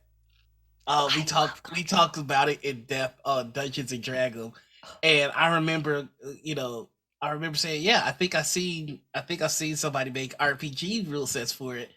I didn't remember where I saw it from, but now I'm certain that your game is the one I was talking about in that podcast. Fucking went nuts. I put it out for free, just like in the spirit of Lasers and Feelings and Goncharov, whatever. Which we actually, so I got to do metagame, the Streampunks stream. Me and Eliza sat and did like basically a GM-less like storytelling of we made a mafia movie. It was very, very fun. But I talked about it a little bit there. I was like, the Spirit of Goncharov to me is a mass scale RPG. Like, it is, people are like telling stories, and there is a set structure, but everyone kind of just gets to make whatever they want true, and people just like, yeah, absolutely, and run with it. Like, it's so much fun. And so getting to make, I was like, of course I have to make an RPG for it. Are you kidding? Of course, absolutely, yeah, duh. And I think it, not to my own horn, it looks so fucking cute. It's a one-page It RPG. is It's really beautiful. cute. The design love on it it's so much. fantastic. You're also love it just so an much. amazing graphic designer overall. Thank you. You do really good work. Thank you. I'm becoming more fond of it. I still joke graphic design is my burden because there are some instances in which I can like see where my design is failing, but I don't have the skill to fix it. Like Like the graphic design is my burden, but I do enjoy design now. It took me a while to get there, but no, yeah, the Lasers and Feelings. I love Lasers and Feelings. I've done a couple of hacks. I have another one. I keep forgetting to put it. I have to finish some flavor text on it, but it's Instincts and Inquiries. It's a horror movie. Lasers and Feelings. So like you're the cast of a goofy slasher. That one's very fun. I played that one with some friends. I made it for my friends. But no, I love it. I know what our Patreon exclusive game for Dungeons and Dragons is gonna be this month, Nick. Oh, okay. So, just maybe one or two more questions, then we'll go ahead and take ourselves a little break here. So we've kind of covered your boxing, your actual play experience, and your art. I'm kind of curious, do you have any projects that you have going on right now or coming up that you're excited about that you can tell us a little bit about? Yeah, for sure. I think in general, there's just, so I do work with Pixel Circus. I'm kind of like behind the scenes. I do some design for them, and kind of I do just PA whatever assistant. And so I've been helping out a little bit with like the Salt and Serpent game, which is such a joy. It's their kind of response to Our Flag Means Death, but it's lesbians. I'm like, or queer women. I love it very, very much. They're very fun. So I've been helping out a little bit with that. I'm not like on it, but I'm kind of behind the scenes involved, and so I think that's very fun. So I got to put a little plug in for that. I love Pixel Circus. I adore them. I love working with them. They They're so much just fun. the best. Incredible, just an incredible human being. I love working with them. It's so much fun. I've had a blast kind of helping like reshape some design stuff. There are things that are not quite fully implemented yet, but they do look good when their final form, what it's supposed to look like. We'll get there. That's great. I love them. They're busy. They have a lot going on. They just got a new studio. I love them. Yeah, and it's fucking awesome. It's so fucking cool. It's so fucking cool. I'm so happy. Anyways, so there's always that. I think people should check out Pixel Circus. They've got great stuff going on. I kind of mentioned earlier, but Cases of Costa Vega over on Q Times are weird little experimental, like episodic case of the week mystery murder solving show with me and Drac and Rick Budd. It is so goofy and so weird, and I got to do pretty much I did all of the assets for it. Yeah, it looks so good. Everything looks like a postcard. It's beautiful. Thank you. I love it so much. I'm so happy with how all of it turned out, and it's such a weird little thing. We're kind of finding our footing. The episode that's coming out on Sunday is very fun and weird. No spoilers or anything. We're breaking the mold a little bit, and it is it's different, and I love it. We actually have a recording later today for next week's episode. Doing stuff asynchronous, like not live. I've never done that before. It's weird. It's very strange. So I'm like, when is this going out? What episode are we recording? What episode's up today? I don't remember which one has come out.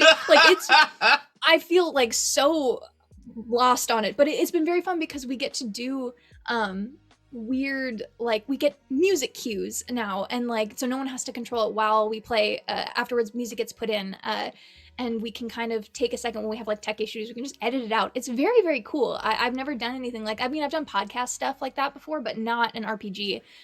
So it's, I think that we're going to see a lot more of like a little shift from live content to pre-recorded content. Yeah. It's cool. It's convenient too, because like we can do whatever we want. Yeah, exactly. You don't have to worry about like being super uptight about, we need to be live at this time and get this show ready to go. And like if there's a scheduling conflict or something like that, you can be a little bit more flexible that way. It just really you lose time on the back end because there's editing, but that's about it. But that it might be worth it sometimes in some cases. Like it's So I have this brings to mind a story. I was on a show where we recorded an entire season in 3 days. Oh my god. How many episodes was that? It was 4 episodes a day. And each episode was like 2.5 hours. Yeah. Holy shit. Don't do that. That can't be legal. It was a lot. But it was fun and I got paid. Okay. All right. I'll allow it. But but the hard part was like, we did the entire season, so it was all over. And so when we would tweet about the show, You'd be like, what happened? I scheduled all my tweets because I'm just like, okay, it's all done. Let me just boom, boom, boom, boom, boom. Mm-hmm. I fucked up and I almost spoiled a major thing. Like the tweet went out, and I'm like, oh no! Oh shit! No. Yeah. There was a major character death because somebody had to leave the show. And so like the tweet was just like, we're still reeling from the loss of come see how we, and I'm like, delete. No, abort. But no, I truly do believe pre-record is the way to go. We're developing a show right now called Pathfinder Academy. Cool. And the whole point of the show is to teach people how to play Pathfinder. So the reason that we're doing pre-record is so we can, like, when there's a rules conflict, we're actually going to have a graphic up that shows Little the Chiron rule. for That's cool. Yeah. See, there is so much. It's a different level of the experience. Like there's it's not that you need to make them comparable, but it's a different mode of the medium, and like you can kind of get interesting with it. And I love that. Like you're using your constraints, the constraints of it to your benefit. Yeah. I think that's cool. It's great. I feel like there's so much potential in this space that we're just barely scratching the surface of. It's so new. All of this is so new. I love seeing people do weird shit and like find new ways to like involve different pieces of media, different types of technology, different types of editing and format and time frame. It's really cool. And I'm very excited about what people are doing and like especially always so much love to Q Times giving us kind of the space to do this weird. Jake's helping us produce Pathfinder Academy too, so and Jake will be GMing it. I love Jake. Everybody, if you're not following Q Times, if you're not following Jake, go do that. Jake is just the most like selfless, kind, supportive person I've ever met in my entire life. And you can tell him I said that.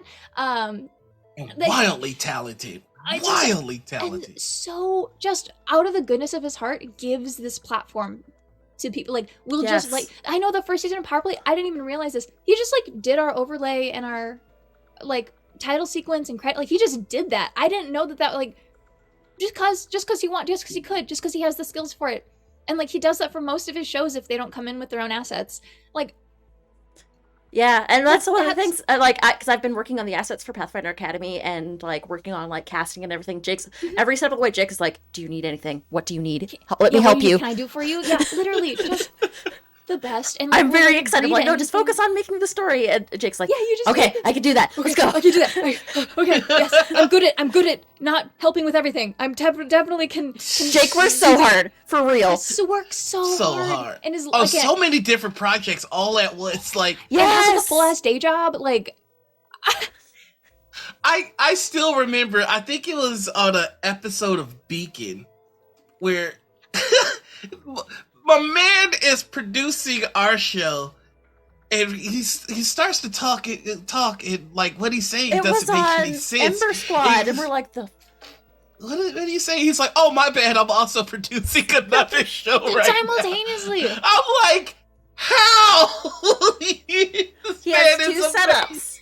I actually picked his brain about this. He has got two setups. He's got two separate computers that he does for streaming on different channels. So he'll have one for production on one show and then one for production on another show. It's using the same microphone through the same interface. That's brilliant. It's listen, y'all really, truly, go show Q Time some support. Go show Jake some support. It's Indigo QT on Twitter. I can tell I remembered his handle. And also follow the stream plugs, like all of them. It's just I've got a dream project in my head that like I just want to do with the stream plugs so bad. Because it's very weird. I want to do a single camera office style actual play with confessionals from the players and the characters. Have have you ever watched, Eliza's improv troupe, Ripley Improv? Yeah. Okay, I got to kind of be basically a live sketch artist. Oh my god, this was so fucking fun. This was like 2 years ago. I was a live sketch artist for one of their shows. They were doing it on Twitch. I don't know if it's available publicly or not, but they did. It's like a Monster Hunter, like Men in Black kind of a thing, whatever. But the whole thing is told in past tense, where it's the interviewer post adventure was like the facilitator, Eliza. So they would come in one at a time, and they'd be like, "So tell me about what happened after XYZ," and they'd be like, "Da da da." It's like a debrief.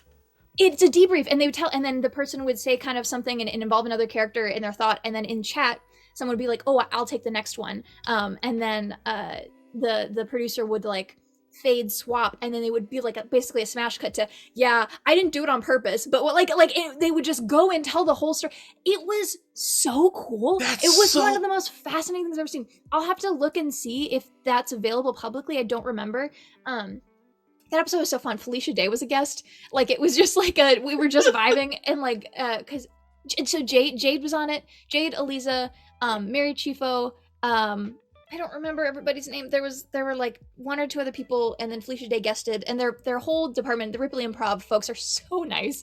They're so nice and so funny, and were very, very sweet and let me come. So like there was a window at the bottom of just me drawing what they were talking about.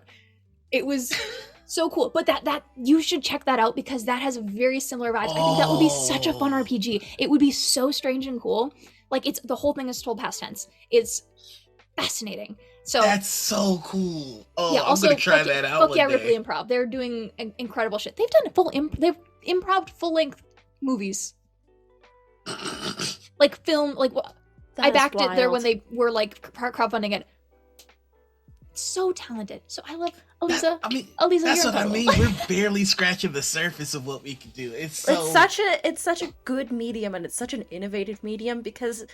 And I think it sort of touches on a little bit of what you were talking about earlier, when your friends, like, you didn't have any rule sets. You literally just got together and played a game, and all it is pure imagination. Yes. And that is the only limit, is what you can think up in your mind. Yeah. I love this shit. I love it so much. Like, talking about any sort of collaborative, creative, anything, but especially when it comes to storytelling, and you're with people who, like, you know and trust. And like, I think about, like, Beacon was incredible. Like, it was this little like microcosm, but all of us were so on the same page, invested in the tone and the story we were telling. And like, yeah, it was horror scary, and like we were sometimes making bad decisions on purpose. I remember someone in chat being like, so I was like, oh man, like maybe we have to, like, some people go outside and do whatever, and people are like, are you suggesting we split the party? And me and Sam afterwards were texting like, it's okay, they haven't seen Power Play, they don't know. Like, I will always split the party. Like, I had to fight so hard in that one shot where I was like, oh, I don't think this character would split the party right now, but I want to. It's just like it's more fun to do the dumb thing. It's more fun, but like getting to like commit to the, like, oh yeah, this is a bad idea. It's a horror show. Of course they're gonna do the bad idea. Always. Like, of course we're gonna split the party. Of course we're gonna go split up so that scary shit can happen. I always think, I mean, it depends on the GM, but most of the time it's a gift to the GM, because then they can like really spread things out and like pull like very cinematic back and forth. And so, I don't know, just getting to sit down in a space where you are on the same page with all of these storytellers who you know and trust and have like are just willing to yes this space is so fun and fascinating. And this, like, I don't know, to me this is like the base human experience, is telling stories with people. Like, yeah, we're making shit up in space and whatever, these things don't like exist, but it's I don't know. It is such a creative connection that you have with people when you are sitting down and telling a story with them. You are making believe. You are making shit up. And like, I don't know. There's just, if you can keep that, there is that, like, I don't know. Everybody did as a child. You play pretend as a kid. And yeah, you that sounds maybe childish to compare to this, but it is a thing that we have been doing our whole lives. And so getting to stretch that muscle, it makes me so happy. There is a connection you build with the people around you when you are just kind of like, I don't know, vomiting out these emotions and feelings and letting yourself, like the last episode of Clear Skies, you and Sam just like getting to be in that space where, yes, this is tense and stressful and you guys are fighting technically, but like afterwards, everyone being like, whoa! Remember when we were at each other's throat? That was so much fun. Like, that was so good. you have that trust and that bond and that like willingness to It's tell that a commitment story. too, right? Yes. And there's nothing Yes. that I am upset with more is when people don't commit. One of the first, like, this was a home game we're playing Dread, and I'm like, okay, this is a horror scenario. You Yeah. all are in a cabin in the woods. Bad shit's gonna happen. And the party stuck together like glue. They stayed in the fucking cabin. And I'm like, y'all, You have to do the bad ideas. you have to where do the the bad story idea. is. You have to commit. Like, this is a world where horror movies don't exist. You have to understand that as a core concept. So I had people at the table metagaming and like being like, I'm not going to go outside. There's a slasher outside. I'm like, but you don't know that, bud. Your character doesn't know that. That's why it's fun. Exactly. You gotta exist in the horror movie. You got That's to exist in the space. You got to commit to the bit. Commit I to mean, the freaking bit. I hate to start up another anti-capitalism No, rant. you better. If you don't, I will be disappointed, actually. Continue. Do it. But I truly feel like capitalism exists to kill imagination. Like Yeah, if you it look at the average 9-to-5 job, it does not involve imagination in Yeah. the slightest for most of us. And it's just like we need to I feel like as people we need to create. Yeah.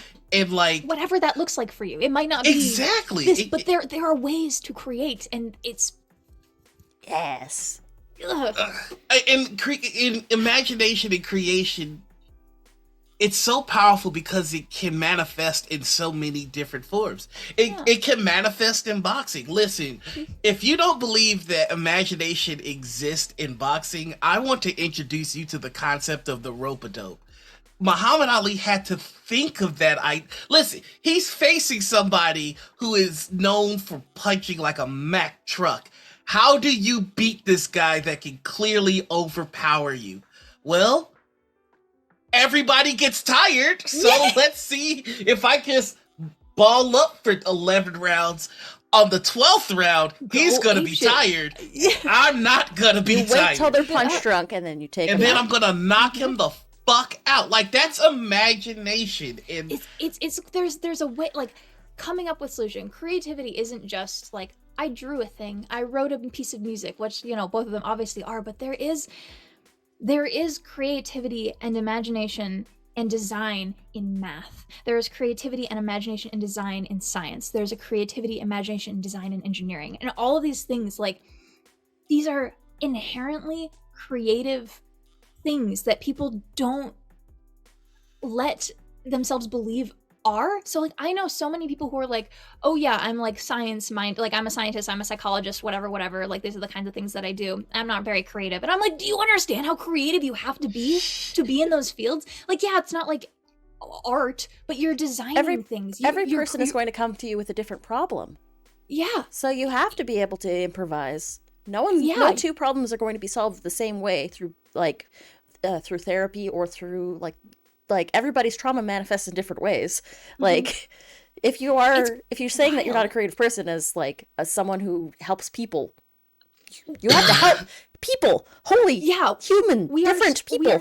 So I feel like there is such a suppressed, like, snuffed out view of what art and creativity is, that like people who are very, very creative don't believe that they are. Like, I remember talking to my sister there. She's like, I'm not very creative. And I was like, you do garment construction. You've designed like clothing, the pants you're wearing right now, like you made those. She's like, well, yeah, I just followed a design. I was like, yeah, but then you went and picked out the fabric. They're like these, I fucking love them. They're like orange, blue, like green floral pattern. I was like, you had to go pick that out, lay them out. Like there was problem solving is creativity. And like, especially like, and even that's a more like direct, obviously, that you're creating something, but I don't like people who are math and science, like STEM focused people. You are so creative, and I am so sorry. I am so sorry that people have told you that you're not. I am so sorry that you think that you are not a creative person, because you are. You are so creative. You are in there. You are problem solving. Your problem solving is creativity. You have to use your imagination to solve things that don't exist yet. Like, that's You're phenomenal. problem solving. You're innovating. You are innovating. You are making something exist. You are trying to find how something becomes true. That's the same thing as someone doing an illustration. I want to find a way to make this image true. Like, it's the same thing. It's I am so passionate about this. I'm very clearly very riled Shout up. it from the rooftops. Shout from the rooftops. Y'all, everybody has so much creativity in them, Yes. even if you don't see it, and especially when you don't see it, especially when there are so many things that people have been told are not creative. I am so sorry. You have been lied to. You have been lied to. You are creative and problem solving every single day, even if you don't understand it. And anyone who says that, like, oh, I'm not creative, oh, I can't draw, I can't, I'm like, you can. You can. You don't have to be good at something Can, you to will, be and able you to do. do it. You can, you will, and you do. If there's, you want up, some people are like, oh, I want to pick up drawing, but I'm not very good. It's been, draw. You pick up a pencil and you draw on a napkin. Amazing. You've done it. It doesn't have to be good. It doesn't have to be beautiful. It doesn't have to be perfect. Nothing, like, You can't it's let perfect in be there. the enemy of good. It's exactly the fact that if you are doing it, you are good. Like, you have done it. You are that thing. And like folks who think that they can't call themselves a writer because they're not published. Guess what? Bitch, you are. You're a writer.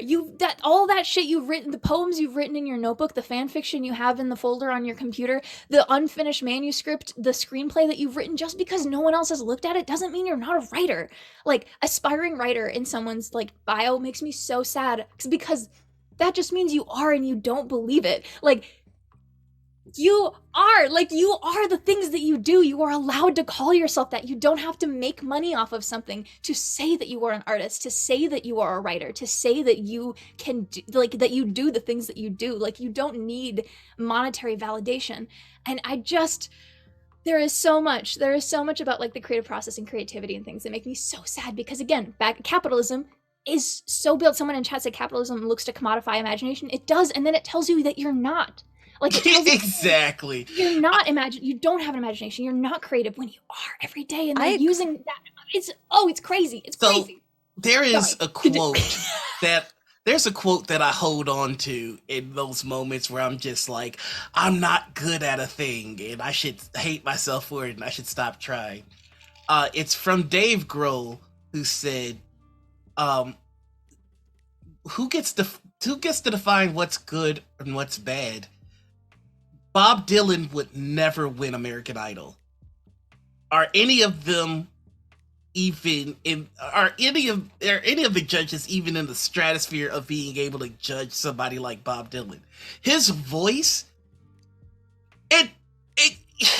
his singing, it's not what capitalism would tell you good singing is. But there's not a single person that can listen to Bob Dylan and go, that guy's not an artist. Like, the first step to getting good at anything is being willing to be bad at it.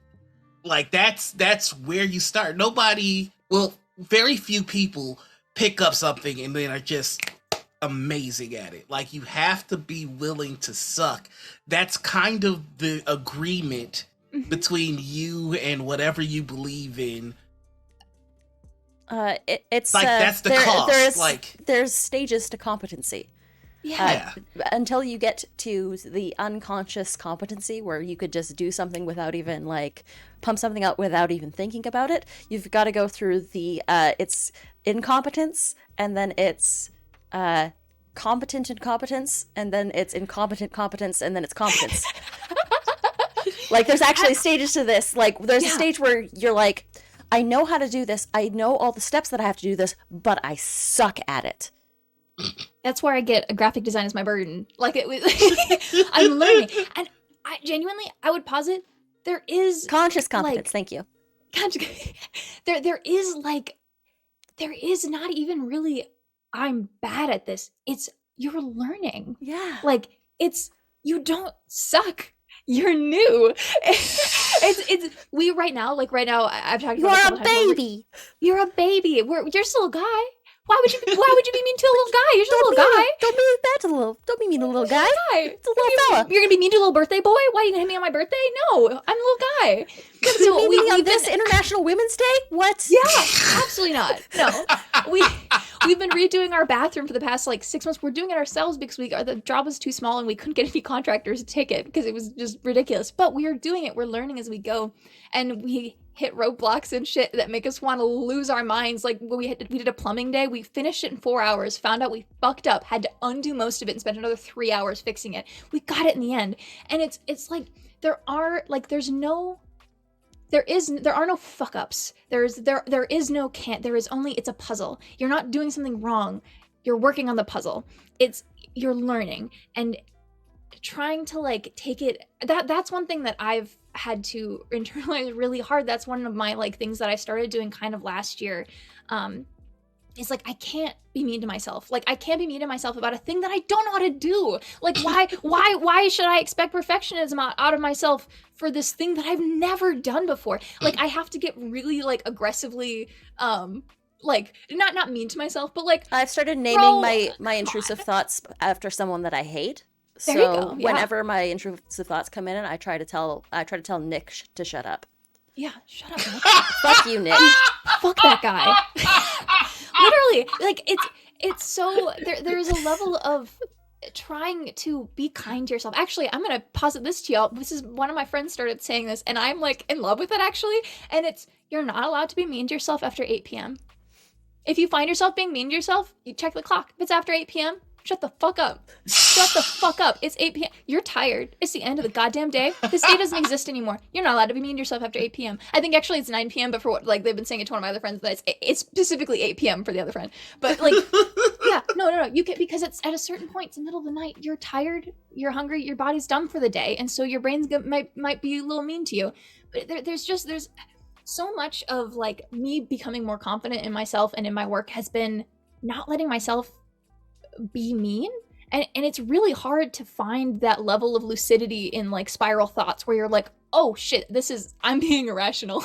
Like, and it's really hard to be able to do that and also convince yourself, because you might like, once you realize, oh, this is ridiculous, it still hurts, it still sucks, but like you can combat it a little bit. I've talked about it before, but my Drac thinks this is so funny, but I started giving myself deranged compliments, because if I can hype myself to the fucking stratosphere, I might find an equilibrium somewhere normal, you know? Like, it's, like the one that Drac always laughs at is like, anytime I'm like, okay, it's fine, we're good, I'm so sexy, I'm never gonna die, it's great. Like, they're like, they think it's so funny. And I'm like, it is, that's why, because if I can do something stupid or silly, like sometimes I can knock myself out of it. Like if I'm spiraling and I have a moment of lucidity, I can just be like, no, I'm a god, I'm a genius, I'm so sexy, I will never die. Like, it's, suddenly I'm normal. Yourself. It's what? You're Kanyeing yourself. Yeah, it's crazy. Like it is. The thing is it's right away. It was just kind of a joke. It was so I would stop saying negative shit, like, oh fuck, I suck at this, or like, oh, I'm gonna die, or like, oh, I'm gonna quit. Like even if those were all jokes, they were still negative jokes. And so now I start doing the reverse, and positive self-talk, I know it's hard to implement in a genuine way. I struggle with genuine and being fully. So if I was like, I'm gonna be okay, like it's okay, like I'm working through this, and I know I'm just tired. Like if I were to do that, I would not take myself seriously. So like you can't be gentle with yourself. You've got to go full tilt or nothing. I literally, it's like I have to turn all of my problems and issues into a type 5, or else I can't take myself seriously. Like if I'm sitting here going like, I think one of the ones I started doing last year was like, anytime something good happened, I would be like, I feel great, I'm unkillable, I'm a fight God in the parking lot and then kiss her on the mouth, let's go, let's party. Like you have to get sillier and sillier, and there's it comes with a buoy for your own mental health, because it's silly and also it's creative. You're doing a weird little creative roundabout goofball thing. Like the sillier the better. The more outlandishly I'm unkillable. No breaks. Exactly. Like the higher you get with it, the more likely you'll find like a gentle middle point that is actually where you want to be. 400 years ago, damn it. I'm sorry. Somebody else hyping themselves up each. That's so good. But it's listen, if I drive this car off the fucking cliff, this car has wings, baby. Let's fucking go. Let's go. Exactly. Yeah. It's just getting it weirder and weirder, and like you are the only person who has to live with yourself in the way that you do. There is no one else in there who is telling you the things that you're telling yourself. And if you can't be your number one hype man, it's hard. And even getting to that point is hard. But like, you have to be the one who's inside your head fucking slapping yourself around like, knock that shit off. We are not being mean today. It is 8:45. We are not. I'm not allowed to be mean to myself right now. I know that you should be mean to yourself at other points of the day, but it helps because you know it's late. You It's set yourself a dark out. barrier at least. Yeah, and you'll still might be mean to yourself, but it's a thing. It's a stop. It's a snap in a thought spiral that has been so good for me. Like, it's just this weird, wild thing. Even when something bad happens, I'm like, it's fine. I'm unkillable. I'll never die. Like, that's my recent one. I'm unkillable and I'll never die. It's just something silly and overly, wildly over the top. It's just a tiny, stupid course correct, and it helps. It really, really does. Because after like a year of doing this, that's my go-to instead of, oh my god, I'm gonna fucking die. Oh my god, I'm gonna like... Sphinx is folks telling their brains to clock out because they're not paying overtime. Exactly. Go It's home! very funny to hear how you positively reaffirm yourself. Because it's so very different than how I do it. Like in therapy, I actually had this conversation, which is like, how do you motivate yourself? Like, when you start ragging on yourself, what do you do? And I'm just like, I just rag on myself. it's so the lesson that I got from this session was, I realized that if I'm telling myself, I believe in you, you can do it, I don't trust myself. I don't trust that. So I collect motivation like Pokemon. That's why I live by quotes, because what it turns out I'm doing is like, I don't trust me, but you know who I do trust? Duncan MacLeod. So like, I collect these quotes, these lessons from things that I love, from books, from TV shows, from actual plays. Like, there is something that I took from the D&D movie. No spoilers, so don't worry.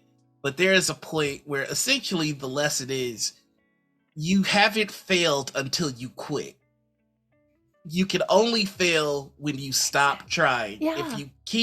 If you fuck up, we're going from plan A to plan B. Like, it's not fucking up. It's just, okay, we've got to adopt a new plan. It's just a puzzle. There are no fuck-ups, just puzzles. Right, like, plan A didn't work. That's why we have plan B. Yeah. Do we have plan B? No, not really. But if I believe there's a plan B, then there's a plan B. The plan B is figure it out. That's it. Like, your plan B is try again. Do something else. Like, that's the plan B. It doesn't have to be specific. Yeah. Plan C is just plan A, but plan A has some stink on it.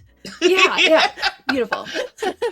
And like, that's such a finding the ways you talk to yourself. Yes. Is so important. Like, what works for me might not work for everybody, but I know clearly we're in the same boat of like being very upfront and like just straight up gentle and kind to ourselves. Sometimes it doesn't always hit well. And so I need you work with your own brain. That's something that I think has been monumental for me, like as an adult, like being able to figure out, one, finding out I had ADHD, finding out I have anxiety, finding out I have depression, and like, okay, how do we roll with these punches? Like, they're gonna be here. I gotta hold this bundle of bullshit for the rest of my life, but now that I know it's there and it's in front of me, we can like juggle a little bit. I can put in a little backpack. Like, it's okay. Like, it's gonna be here, it's gonna be heavy.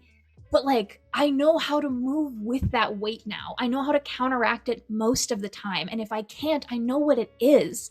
And there's just like, when I first started, like, I moved out of my parents' house, I was in my own apartment for the first time. I was like, okay, I work from home, I'm doing freelance, I gotta have myself a structure. And I was trying to wake up at 8 a.m. and like get up and eat and whatever. And I was miserable every day. Nothing got done until like 3 or 4 p.m. when my brain finally clicked on. And I was sitting at my desk begging myself to do fucking anything. And at that executive dysfunction is a bitch. I didn't know what it was. I didn't know that there was a name for it. And I was just, for like 2 months, I tried this and I was fucking miserable. And my sleep schedule, 8 a.m. is not my wake up time. I'm like a 2 to 10 bitch. That's my natural sleep time. And so forcing myself out of that, forcing myself into a situation where I was not productive and nothing was working and I was just miserable. And finally, I don't even know how I settled into it, but I started flipping my days around. I woke up at 10 and I had my downtime until like 4 or 5 p.m. And then I would work from 4 p.m. to midnight. and then I'll go to bed. Like, I just, instead of doing a work day in the morning and having my evening, like, I just chilled until my brain turned on. I would watch a movie, I would work on a craft, I would just hang out a little bit, I would read, I would whatever a normal evening you could do stuff to yourself. I would do my own errands, and then when I was like, oh, I feel creative suddenly, shit, let's go. I'd sit down at my desk and like clock in mentally, work for a couple hours, and then like go to bed. There are ways, and it sucks that, again, back to capitalism, that don't let people work within the way that they function, and it punishes you for not being able to function in this 9-to-5 structure. Yes. Capitalism for it. told Capitalism. you need to work for 9 to 5. You It's don't. fake. It's all fake. And so working on my own and being able to have that, it wasn't structure, but it was structure. The structure was allowing myself to work when I was able. And like, who Yes. gives a shit if I'm working 4 to midnight? No one else is, unless I have a meeting, which sure, I'll just hop in the meeting, that's fine. But who cares if I'm working at night? Like, nobody. I'm not affecting anybody. And it sucks so hard for folks who don't have that type of situation. Like freelance, that's the reason I was able to do that. But like finding the ways to work with yourself, whether it's that kind of a thing and circling your executive dysfunction, restructuring your days, or if it's letting yourself figure out how to remove like spiral thoughts, if it's like finding quotes that I can believe that. Or like actually maybe sometimes negging yourself works. I don't know, maybe you're spiteful and now you need to do better, and at the end of the day you get to pat yourself on the back. Or what How dare me say that to me? Exactly, like really, I don't know, maybe it might work. I mean, that one I would be sad. I don't want you to actually like neg yourself into a bad mood, but maybe it might work for somebody. Or mine, over the top, as funny and weird and fantastical as I can. Unkillable God complex. Let's do it. Exactly. And it's not like I really believe it, but saying it is funny to me is it makes me feel better. It adds a sense of novelty, and I think that's It's- very important for someone with ADHD. Is like you Exactly. need novel things because it gives you the dopamine hit. Yeah, and it becomes a game with myself, and it like, I'm never gonna be up there. I'm never gonna actually think I'm a god of genius and unkillable. But saying that like pulls me, just a few inches north towards feeling, neutral, and finding the things in your own body and in your own brain that work with your body and your brain. It's such, I think that's like, the hardest thing. That's the life-changing. most It is important thing so is like hard. realizing how you Yes. work, how your specific brain chemistry likes to function. Yeah, it is so hard to get there. But when you do, or when you start to orbit it a little bit, you will feel it, and you're gonna have some trial and failure. I'm not even 100% there yet, but like, you will figure out what makes you tick, and you will be able to navigate it. You won't have to you can see it, you can feel it, you can work with yourself. There is a malleability that you need. You're still gonna get punched in the face a couple of times by your own bullshit, but you'll know they're coming. You'll know how to dodge and duck and weave. Like, you're gonna find it. It's there. You have to, I don't know, there's just not being like, look inward, but like, I mean, find out where you're rubbing raw. Find out what feels easier and how you can use that easier path to get around the shit Chase that the hurts. dopamine. Yes. it's a very powerful thing when you realize that there is no normal. Like Exactly. I think we're all kind of raised with the belief of like normal people do this and weirdos do that. And it's just all like, fake. no, we're all all fake. a little different, and part of life is figuring out, oh, this is how I work, Mhm. and accepting that. I always Yeah. wonder how Oh. neurotypicals do things. They just do. It's nuts. They it just do really shit. it really is it's very strange. But like I think that magic comes from weirdos. Like I Yes. think that when you take the time to figure your own shit out, it teaches you a kind of grace where you're like Yeah. willing to learn how other people work as well. Yes. Like I hate shows like Friends and How I Met Your Mother because they're just like, well, this is how friends are supposed to be. Like I Why have are they like so mean to each other? Yeah. my very best friend, we can literally go months without talking. and then you and pick it up then- like nothing. And then when we link up, it's just like oh, you guys seem like you hang out every day. No, not really. Like, Oh, buddy. we see each other.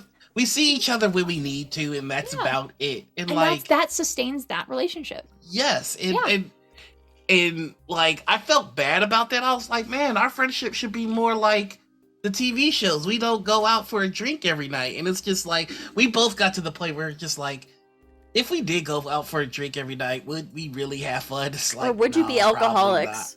not. I mean, that too. That's a whole nother rant. I'm so sick of drinking being glorified every goddamn where. But Yeah, listen, it really is. It's every aspect of your life. You are going to be the only one that experiences it in the way that you do. yes. That's just true. Like with your own experiences, your own perspective on things, no one has those but you. No one is seeing and experiencing this the way you are through your eyes, like you are. And you need to treat yourself with the grace of that there is no normal. There is no normal.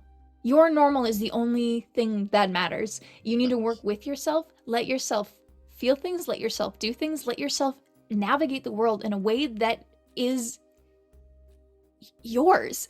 You are the only one who experiences your world the way you do. There's no normal. There is no one way to react to things. You are the star, director, and only audience member of the show that is your life. Yeah. Give yourself grace for that, man. You're the main character. Yeah, you are the main character of your own experience. And like obviously you need to give other people grace and like recognize that other people are coming at things from different experiences and there are wrong ways to do things, of course. Right, but there is no like, if you're going around in life giving yourself grace and kindness and offering the same to others, like that's all you have to do. Like just, there is no perfect, there is no correct. There is no normal. Just truly, just like be kind and try your best. And sometimes your best is just what you have bandwidth for. That is your best. Your best is what you have bandwidth for and still have room left over to take care of emotional shit. That is like, I always joke when someone's like, oh, what am I doing? And I'm like, your best. And they're like, I'm not though. And I'm like, no, you are. If the amount of effort you're putting into something is the most effort you can put into it, even if it's like 2%, that's your fucking best right now. Don't let anybody else dictate what is best for you. Exactly. So there's another thing that I've discovered recently, which is I have this bit with Watson, my cat, where I just dole out fatherly advice out of nowhere. Yeah. And like I don't know where any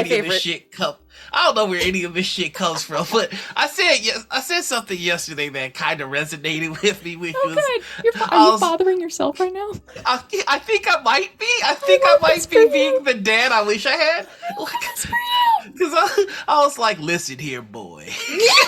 Because I always go Kratos with it. Okay. I was just like, listen, don't do nothing you're not proud of. Like, and that doesn't mean don't make mistakes. Everybody makes mistakes.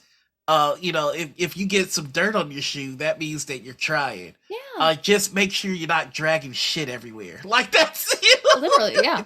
And I'm like, that makes sense to me. Own your dirt. Be proud of it. And just make sure that it's not shit. If you made a mistake, it means you were trying. You know, it is my favorite. It is my favorite bit in this household. Is the fatherly advice? Is like he just dispenses fatherly wisdom to a cat who has no concept or understanding. Good. That's my son. I think he wants to go see you. I'll let him out of this room. I think so. I think with that, we're gonna go ahead and go on our as my producer walks. No, I'm good. I got it. I got it. Okay, cool. I think with that, we're gonna go ahead and take a quick break, and then we'll come back with the Dark Roads, which is where we talk about more serious topics, or at least we try to. We hardly ever do, but we'll see what happens. We'll work on it. But we'll see you in just a bit. Go take a break yourself, to go be human, hydrate, and we'll see you when we get back. See you soon.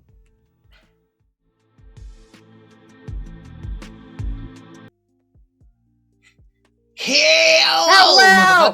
We're back. We talked about more boxing during the break. Sorry, about more boxing on break. Yeah, there was.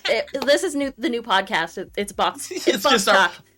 Listen, I need you all to know that the temptation to go for a headshot in a fight is always there. Trust me, body shots. Body shots, man. Body shots can make a man crumble. Most people are protecting their face. No one protects their core. Nobody protects their core correctly. And not only do body shots fuck you up, they're so easy to slide in there. Get 'em in. And you don't have to hit hard. No. If it's a liver shot, you don't have to put 100. Listen, you put 35 into a body shot. Down, you're done. This is a PSA from Morning Ritual. If fuck up the core, fuck it up. If for some reason you find yourself in a street fight, perhaps I don't know, with some sort of Nazi, don't go for the head, go for the body. You either need to break their nose in one express go, or opinion go for of the Morning body. Ritual. Yeah. See, if you hit them with a body shot good enough, they'll cradle down. And then you knee them right in the head. Yeah. Hit them with that old shoryuken of justice. Mm-hmm. Mm-hmm. Yeah. Yeah. Oh, but welcome back to Morning Violence. This is hypothetical, of course. Of course, yeah. Legally, Twitch. This is a joke. I ain't joking. Fuck up Nazis. No. Fuck up Nazis. We just the current threat of violence maybe is a joke, but the fuck up Nazis. Do it. Yeah. Fuck up Nazis. I don't know. I was gonna say I don't know why they feel so emboldened. Yeah, dude. Anyway. Remember when everybody could agree that Nazis were bad guys and they had to at least pretend that they understood that too? Anyway, I depressed myself. Welcome to the Dark Roast. We got a couple more things to get into, which is we talked about the work that you do with Pixel Circus, and we never kind of got into like how did that start? Oh my gosh. So I went to Gen Con. I went to Gen. So I love Gen Con. I'm very vocal about the fact that I am very prone to illness, and so I can't really be in public spaces with folks. And so Right. But all of like the people I care about most in the world were going to be in Indianapolis in the same weekend, and so I was like, maybe I will go, but not to the con. And so like I didn't buy a badge. I literally just went down and I was gonna stay with Rick and Amy, and then they ended up having to bail, so I just got their room.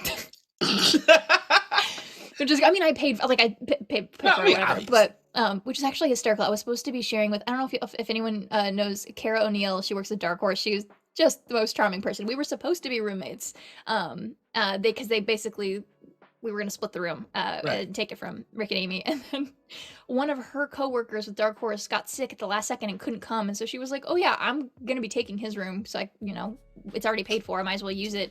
Dark Horse will still pay for my half of the room. Yeah, here you go. Yeah, you have that to yourself. And I was like, what the fuck? Okay. I showed up. It's an apartment. It's a suite. Rick and Amy, you didn't tell me. It was a suite. It had a kitchen. It had a full-size refrigerator and a kitchen. And a pull-out couch and 2 full size. It was three rooms. It was 3 rooms. That's baller. Dude, and I just had it, which was fucking wild. Because normally when I go to Gen Con, we just get a shitty airport motel because we just sleep there and go back to the con. But I wasn't. I was actually gonna be in my room working. Like I was just gonna do work from there and see folks in between, like outside when they were around. And so I was like, holy shit, this like kind of worked out great. And so I just spent time working on stuff. And then when people showed up, I got to go and like see Omar and Drac. I actually think you and I were in the same place, Noir, for like a second, but we didn't like, know each other yet. Or like I was gonna say hi to you, but I was busy knocking Drac over because I hugged him so hard. And then you were like gone. You disappeared. You faded into the night. But I tend to do that. It's okay. But I was like, I did see you, but I didn't get a chance to say hi. So we were like in the same spot for a second. It was like outside. We keep being like this close. Crazy, just nuts. This is for everyone else. I was in Chicago helping a friend with bridal dress shopping, and I was like, "Hey, where are you even located? You don't have to give me an address." And they just sent me their address. I was like, "Okay, cool." I was like, "Because I'm in Chicago right now. I don't know how close I am to you." I was like 2 blocks away. Like it was wild. We are within rapidly approaching your location. Yeah, like where we were going for fabric and stuff. It was nuts. So we keep just gently missing. Like by this much. This freaking much. It's nuts. Anyways, that's so funny to me. But so I was there just to kind of like see folks when they weren't in the con hall. And Omar is one of my dearest friends, and so I was like, well, I have to go see Omar. We've never met in person, which is wild to me. And so he was like, hey, we just showed up. I'm with Sage at this place if you want to come like say hi before we take her to her show.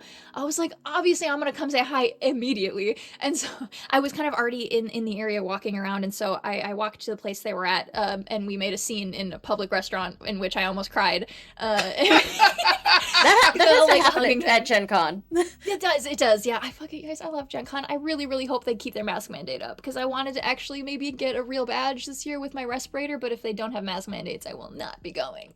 So I'm trying so hard. I'm trying to put pressure on it, whatever. I make fun of them at any chance I get. I work for Gen Con, and I keep whispering it like maybe. I'm trying to get two things to happen with Gen Con. One, keep the mask mandate, and two, get the fuck out of Indiana and move to Chicago. Come on. And three, we need them to make rompers. Love that. But anyways, point all of this to say is that that's how I met Sage actually for the first time, and we had been kind of aware of each other through Omar. Like Omar will be like, oh yeah, I'm whatever with Sage or whatever, and I think when I followed Sage on Twitter, because we and Omar have been talking about, I'm so bad at following people. I'm like, I forget who I'm following.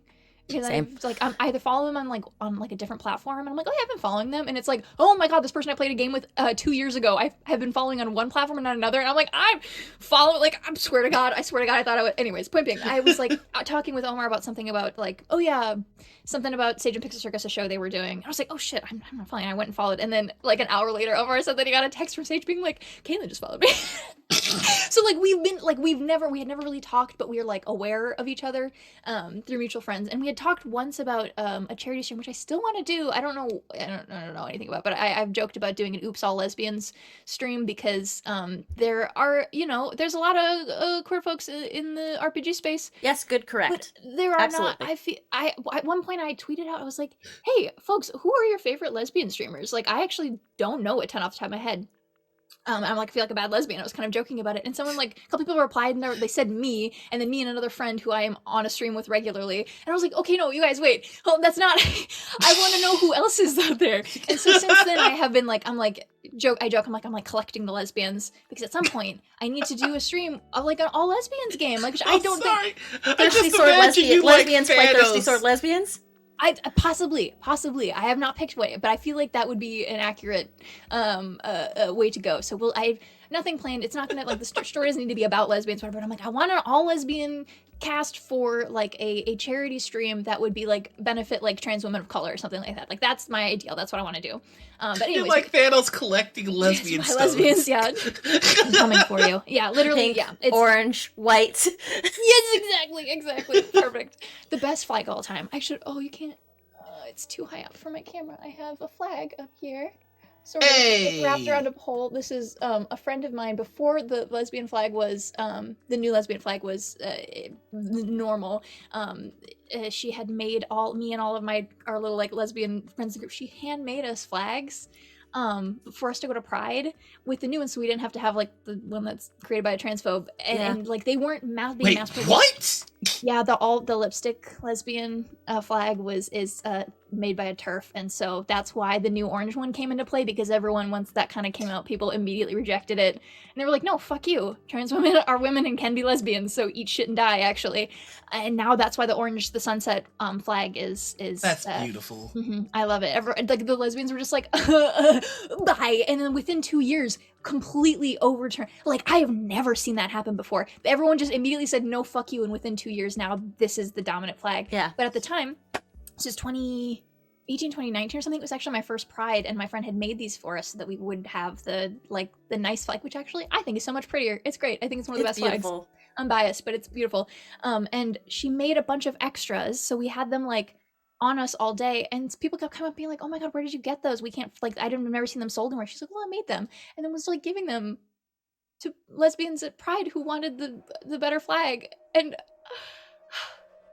I love that so much. I love the lesbian flag, and that's why that one is very, very special to me, because it was handmade by her. But I'm so sick of TERFs just popping up like fucking voles every goddamn way of ruining shit. Oh my god, just unbelievable. You don't understand. And also, I mean, I don't advocate for I mean, yeah, I do advocate for hitting turfs. Also, body shots. Body shots for turfs, body shots for Body Nazis. shots for turf. Body shots for Nazis. Body shots for turf. Yeah, exactly. Well, we found our new shirt for this episode. Body shots for Nazis and body shots. We got two. You got two. You got perfect. Yeah. You can have them both. Swap them. It's great. Body shots for bigots. Body shots for bigots. Yes! Mm-hmm. Yeah. I mean, it would be fun to have. You can also obviously have ones that are specific. I think that is also very good and important. But body shots for bigots, if you want the. Oh, we'll do a whole set. We did one for favorite enemy. Yes, correct. I've seen those. I love that. Oh my god. I don't know what the fuck I'm talking about. Fuck. Pixel Jesus. Circus. ADHD. We love it. We get there. We get back. Anyway, so that's how I met Sage and for the first time. And so I kind of that was kind of like the crew had like some of Pixel Circus was there, and so we were kind of hanging out a little bit. They actually ended up because I had this whole fucking apartment to myself. I was like, oh my god, I have it's a few blocks away from the convention center. I have so much space. If you need to not go back to your horrifying airport motel, because I understand, I have stayed at those before. Like I think I gave like Omar my extra key, and I'm like, there's no one else here using it. If you need to drop stuff, not far away, like just it's okay. And so it kind of became like a little decompression station for a couple of the Pixel Circus folks, and then yeah, they were all so lovely, and Kaylee ended up staying with me that night because there was like police at showing up at their motel. I'm like, please come be safe. Please. I have so much space. And like someone, I don't know, it was crying. I'm like, please just come stay with me. And she was like, okay. And so talk about a hard word. Kaylee is just wow. A superhero. I don't know how she does it. Unbelievable. Kaylee, we love you. You're great. It's so, just I love working with Pixel Circus. But point being, that was not actually how I got involved with them. That was just how I met them for the first time. And then like a month or two later, they put out like a call that was like, hey, we're looking for someone for like 10 hours a week to do just like behind the scenes like clip work and file organization. Let us know, send us an email, see if you're interested. And I was like, fuck yeah. Hell yeah. That shit I've been doing that for free at other places. I'm like, I would love to get paid to do that shit. Like, let's do it. And so I just sent an email and I was like, yeah, I'll treat it like professionally. Like I sent my resume and I was like, here's what I do. I'd love to work with y'all, let me know. And apparently later they were joking. What I thought was about to be an interview was actually them pitching me the job and being like, so like, do you want it? And I was like, well, oh yeah, yes, of course I do. Yes. They were like, yeah, as soon as we got your email, we were like, oh, it has to be Kaitlin. I was like, so I started out doing just like, I do clip work. I don't make their like TikToks or videos or anything. They have an editor for that, but I go in and I like kind of watch all their content, and I am the arbiter of what is funny. Like, like I'm like, I think this is a good bit. I'll go in and grab a clip, and then we kind of have a big old drive, and I do file organization and help with scheduling, and then I kind of started picking up design stuff, and now I do some Patreon content with them. They have, I don't know if folks who watch Pixel Circus, they have failed save. There's a reoccurring character called Guy, who they kill every time they see him, and so he's just just ridiculous. And there are different versions of Guy, and so they're doing stat blocks for Guy, and I draw a Guy every month for them to have on the stat block. But yeah, it's gone from that to I'm just kind of like PA behind the scenes helper with that kind of thing. I helped out with their marathon stream. I did all the graphics and stuff for that, and was kind of back behind the scenes trying to like live feed them things that they needed. It's very fun. It's very interesting doing being like behind the scenes production. I've been so much, oh my gosh, this is so wild. I've done so many aspects of production for things, but I always thought of myself as like, oh, I'm an artist and I have all these other skills. And then when we started working on my podcast, The Thin Places Radio, that I produce right now, I was like, I remember having a moment where I was like, oh shit, do I want to be a producer? And like had like a spiral about that for like 3 days. One of us. Where I was like, I don't think I want to draw for a living. Like, and that was insane, because that is the only thing I have ever thought I wanted to do for the rest of my life for the past 15 years probably. And I had this moment of like, oh my god, I don't want this to be my primary thing. Yeah. I don't want to draw for a living. And like I do, like, I mean, I still do, obviously I love to draw and I love to take art commissions. I've stopped taking commissions except from like friends, which is like crazy. I never thought I would be here. And so I restructured. I was like, oh my god, I've been producing for the past like 5 years, and I just didn't think of it like that. You just and didn't so that call it what it was. Yeah, and so like getting to kind of do that kind of a thing with Pixar, and I'm not obviously producing stuff, but like being behind the scenes on production work has been so much fun because I've done a lot of indie stuff, but this is like a full team project, like they're their own business and stuff, and so getting to actually be behind the scenes on that front has been so much fun, and not a thing I really ever expected myself to be doing, much less enjoying this much. But I don't know. Does that answer the question? I just kind of got again. Perfect. It's perfect. And Friendship. That's how I got. That's how I got there. No, like that is amazing, and like with the producing thing in particular, like we've already kind of announced here that we're very much trying to follow up in the footsteps of Pixel Circus and Hyper by creating our own production team here in Chicago. And like some of the best ways to learn how to do a thing is to watch someone do a thing and like being like, hey, if you need help, like just let me know, because you're taking on aspects of that job. Exactly. I've had that revelation where it's just like, this is the thing that I'm gonna do forever. Wait a second. I love doing the thing, but I don't want to commercialize it. Like I don't want to commodify it. I just love doing it. Is it the joy of letting your side hustle just be that, a side hustle that you enjoy and not like a full-time hustle? Yeah, I remember when I decided that I wasn't going to pursue music anymore. That was like, wow, yeah, that was hard. It's like just let something be a hobby. Yeah. Like I definitely still want to like art and stuff, but I'm like suddenly love design. Like that's a thing I always hated working on design stuff. Like it was always like pulling teeth for me. And now very suddenly I love it. I fucking love putting together asset packs. I love doing design work. I love making overlays.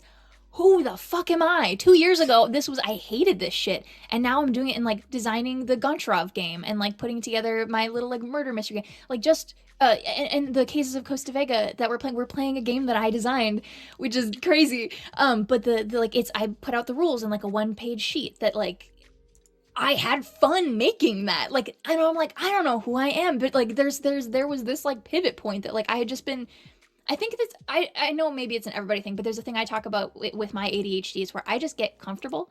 I get comfortable with being uncomfortable, where I'm like, I will just get used to it. Like, I will just get used to being hungry until I can eat. I will just get used to like, I need to stretch, but like, I'll deal with it until whatever. Like, I just get comfortable being uncomfortable. And then you have that moment of like, oh, there's another way I can do that. Oh, I can just order a new light bulb. Like, it doesn't have to be dark in here. Like, I can just go change. Like, I can just vacuum the floor because the crumbs on it are bothering me. Like, there's a level of that I feel like I was hitting really hard with like my professional creative career, because I never really knew exactly what I wanted to do. I went to college for the degree is called entertainment design with a concentration in comics and sequential art. I went into that not knowing that was what I wanted to do. I went and toured for like just general art, and I heard that major and I was like, can I look at that?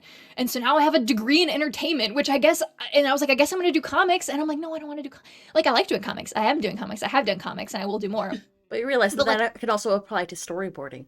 Exactly. That was one of the things I wanted to get into storyboarding right away. And then I ended up really finding a love of comics. Actually, like I told you, I published 2 graphic novels. And like they're just, every time I do it afterwards, like, oh, I'm never doing that again. And then 6 months later, I'm like, but what if I did another graphic novel? Like, what if I did though? What if I did that again? Like, and right now I'm actually working, it's been announced I'm doing a graphic novel with Laser. If anyone saw the Teaching a Robot to Love, it was a musical that the Double Clicks put on, and a bunch of our Streampunks pals were in it. And so we're working on making that into a graphic novel right now. So I'm like, I guess we're fucking doing another one. Like I like doing these things, but I realize I can't, like, I want to do all of it. Like the fact that the thought of like sticking with one thing forever, that's not gonna fly. That's not gonna happen. And so now I do podcasts. Now I do streams. Now I do production. Now I do design. Now I do game design. I don't know. I have to do all of it or I'll die. There is a certain charm to being a jack of all trades. I love and being an all-rounder. I love it. I love to learn and I love to create shit. I love to help people make shit. Like that's just, that's where I want to be, you know? I want to have all these skills so I can make other people's shit real. I love that. Like one of my favorite things is when someone comes to me for advice and is just like, hey, if I wanted to do this, how would I do this? I'm like, okay, Let's do this. Strap in. Let's Strap in, yeah. All right, let's go. Let's go. So fun. And I'm like, at one point, a friend of mine came to me and was like, hey, I was wondering if you could answer some questions about podcast scripts. And I was like, I don't know jack shit about podcast scripts, but I will find out. We will find out. I will find out for you. I love that shit. I was joking.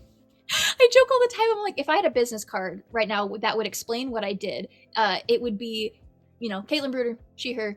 I don't make executive decisions, but I will provide executive function. Like, that is literally, I love that shit. I will come and be your assistant. I will come and be like a body double. I will come and help you figure something out, because for some reason that is so much easier to me than anything else. Like, I would love to sit and help you figure out how to do something. Professional facilitator. Exactly. Like, because then I get to learn how to do it.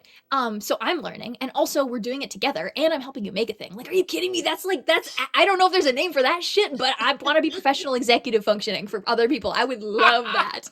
I love that. Oh. There's something I might need to commission you for. Fuck yeah, hit me up. Let's go. I mean, I did Drac. I was helping Drac with some like logo stuff. I was like, I don't know if I have time to do like full logo design, but I'll help you put together a document for a designer. Like, that's been really fun. I do design consults before they talk to an actual artist, because they don't like. I love sitting and designing with people, but like, they don't want to bring stuff to a designer and feel it's stressful when you don't know the language, and like getting if it's you're not on the right page, or using words that make sense to you but not to the designer. Like, that's really hard and stressful, and dissonance can like stress both parties out. And so I've done it a couple of times now where we sit down and like make a pitch document of colors, and we find fonts, and I kind of just put the words together for them so that they can pass to someone, and it's the easiest process. I love doing that shit. I've been doing some logos now, like I did the Salt and Serpent logo, and there's a thing that I hasn't really been announced yet, so I'm not going to say that I kind of actually technically designed fully, but it's fine. It's normal. It's very. We'll see it when it pops. You'll see it, and I'm actually very, very proud of it. It's fine. It's normal. You're unkillable. It's fine, Never gonna die. It's fine, and I will never die, and I'm gonna fight God in the parking lot and kiss her on the mouth. It's great. We're doing awesome. So it's fun. I like being that bridge between folks who feel like they're out of their depth with creative stuff and like their vision.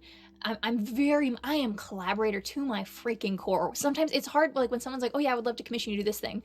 I'm like, yes, okay, I can do that thing. And it's like, oh yeah, I do the thing. But when they want to do it with me, I'm like, fuck yeah, let's do this shit. Tell me exactly what you want. Show me what you don't like. Like, let's get there together. We will make this shit exactly what you want.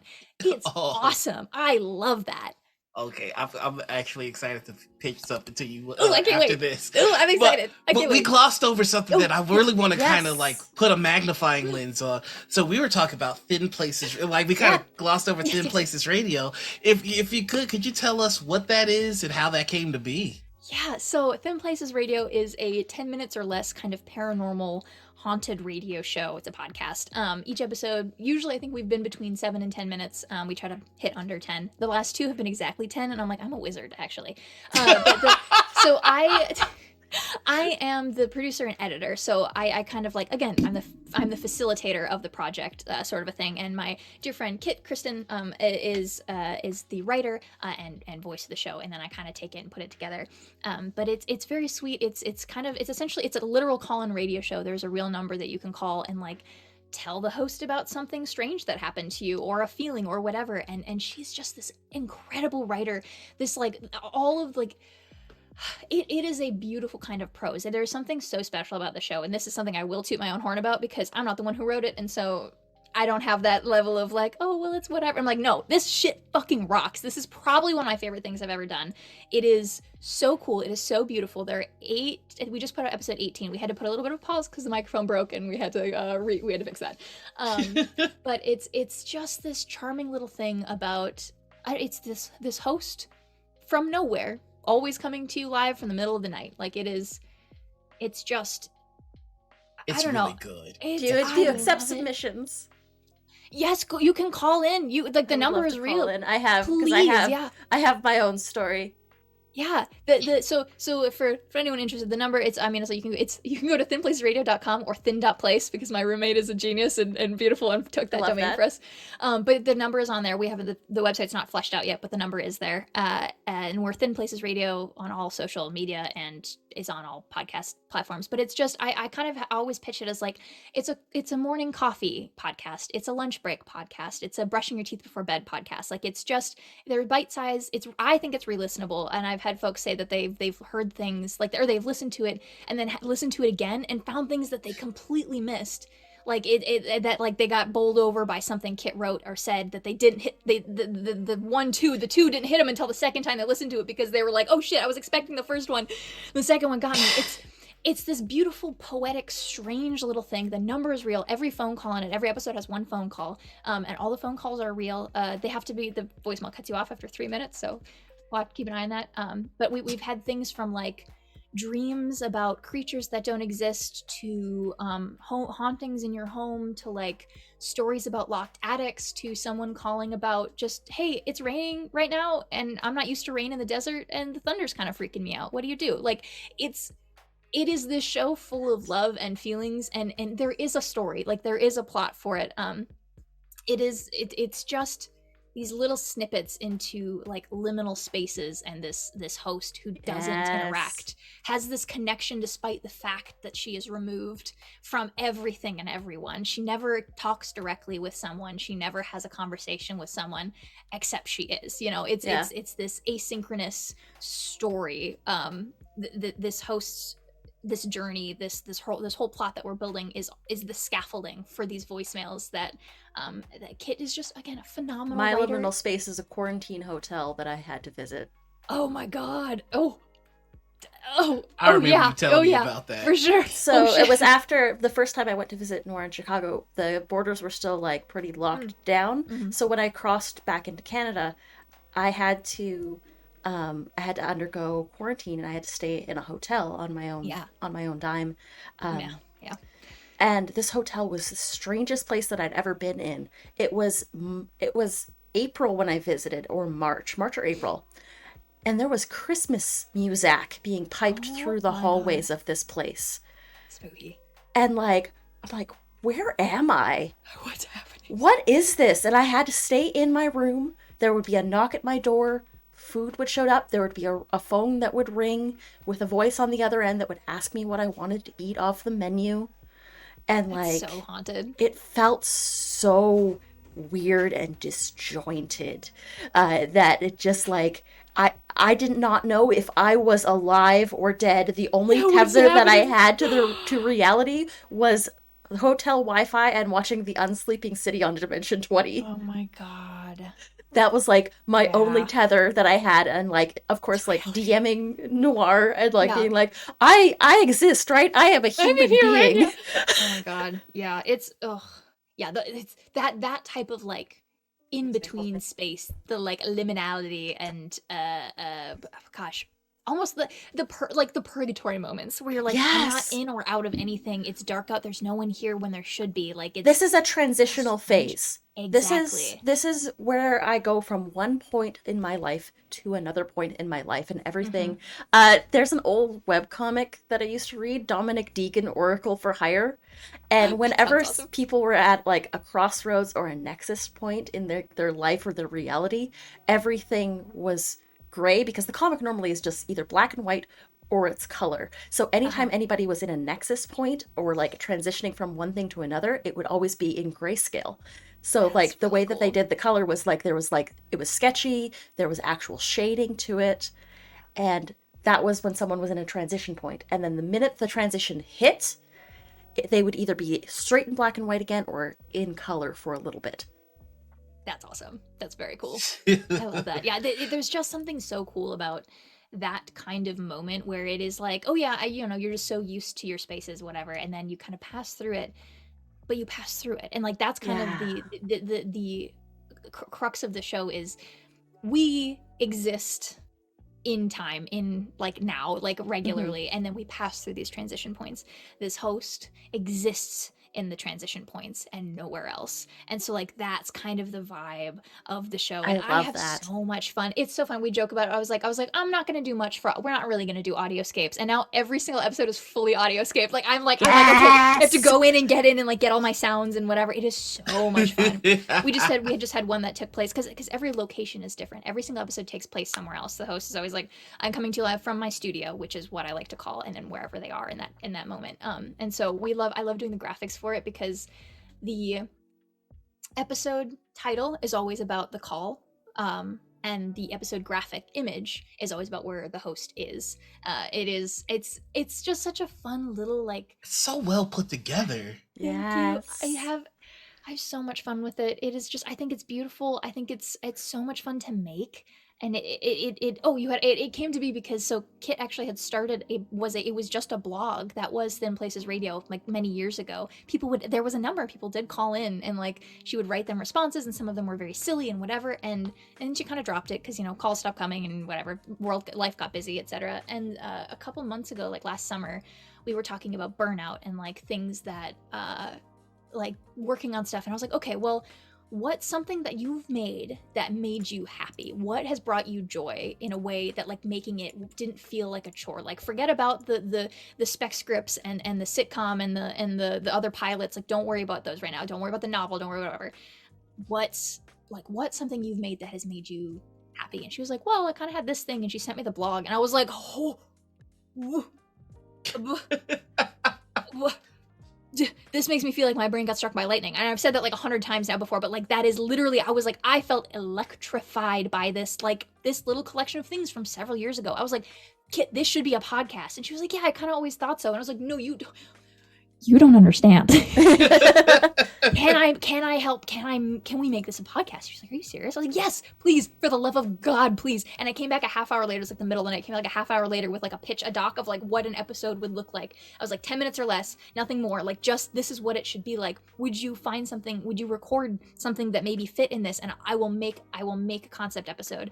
And she had some of the voicemails from the original blog. And one of them was from a friend of hers, so she could ask if we could use it. And he was like, yeah, so the first episode, the pilot episode, that voicemail is from the original blog in like 2018, 2019 from a friend of hers. Like she got to use that, pull it out, and like do the response. And so wow. she always says, she's like, yeah, I gave her the recording and was like, I don't know about this. And then I sent it back, and she was like, oh shit, it's like a real thing. I'm like, it is. And then we worked on commissioning like musicians and getting whatever stuff together and kind of condensing things and figuring out exactly what the shape was going to be.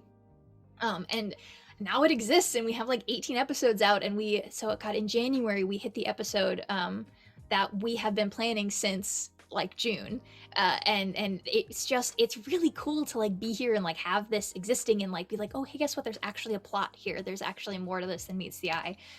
It is so much fun to work on. It is so cool. It really was the thing that like turned a piece on my brain that made me be like, oh, I want to do this part. Like I want to orchestrate this shit. Like it's fun. I feel like you would be perfectly happy if, I feel like you would be perfectly happy if you could just play Puppet Master for people. Literally, it would be so fun. I have to tell you, when I listened to Thin Places Radio, my first reaction was, oh man, this is fucking amazing. And also, fuck! Because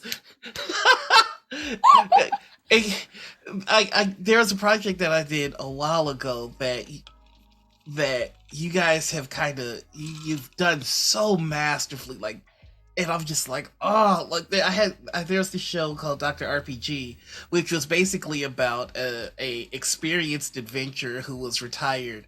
It was just answering questions from up and coming adventurers. It was like Dear Abby, but for fantasy TTRPG stuff. That's very fun. That's what we call it. It's Dear Abby. Exactly. It's if Dear Abby had a paranormal radio show. That's kind of how I describe it. Yeah. Yeah, I was just like, what if a retired hero was just like, all right, call in with your questions and we'll kind of. So fun. And I listened to Thin Places and I'm like, y'all took the structure. Like, it's like imagining something and seeing somebody go, oh, that's great, but like this is how it should be. I was so inspired after listening to it. I'm like, oh my god. The way she has with words is fucking so immaculate. Like she's not here so I can hype her the fuck up and she won't be here to tell me to shut up. It is so good. Someone clip this so that Kaitlin can send it. No. Yeah, I mean, I will. I'll fucking send it to her. It is so good. So she's an author. Like she has a book out and everything. Like it's I've tweeted about it before. Like Lycanthropy and Other Chronic Illnesses. It's like a YA bridge novel. It's about a support group for chronic illnesses, and they find out that one of them is actually a werewolf, and that's her chronic illness. amazing. I need to talk to whoever this friend is. Yeah, fuck yeah. Because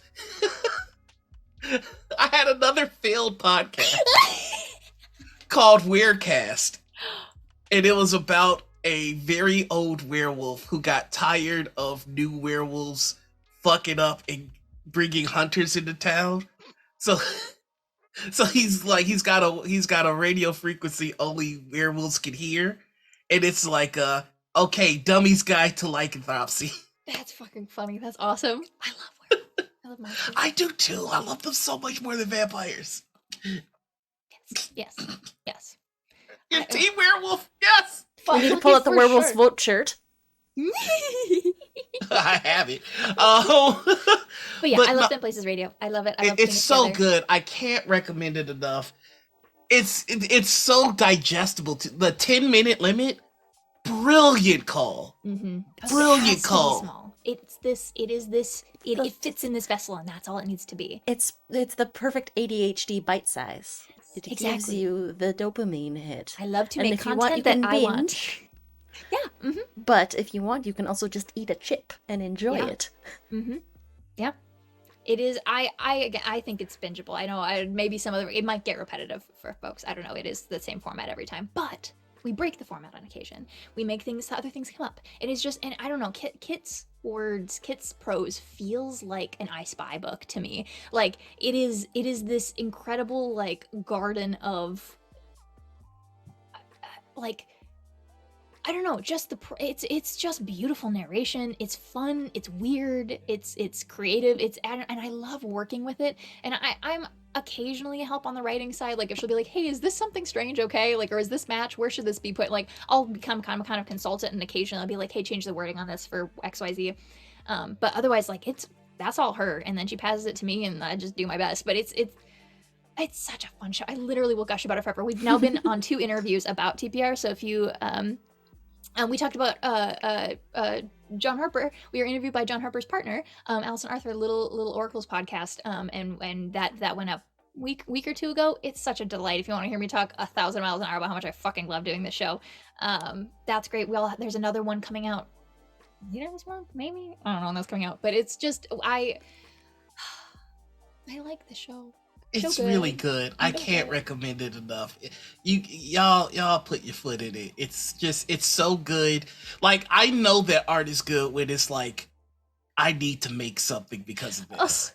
And the thing, I feel so big. I have to make something. I gotta make something. Yeah, absolutely. Like it's so good.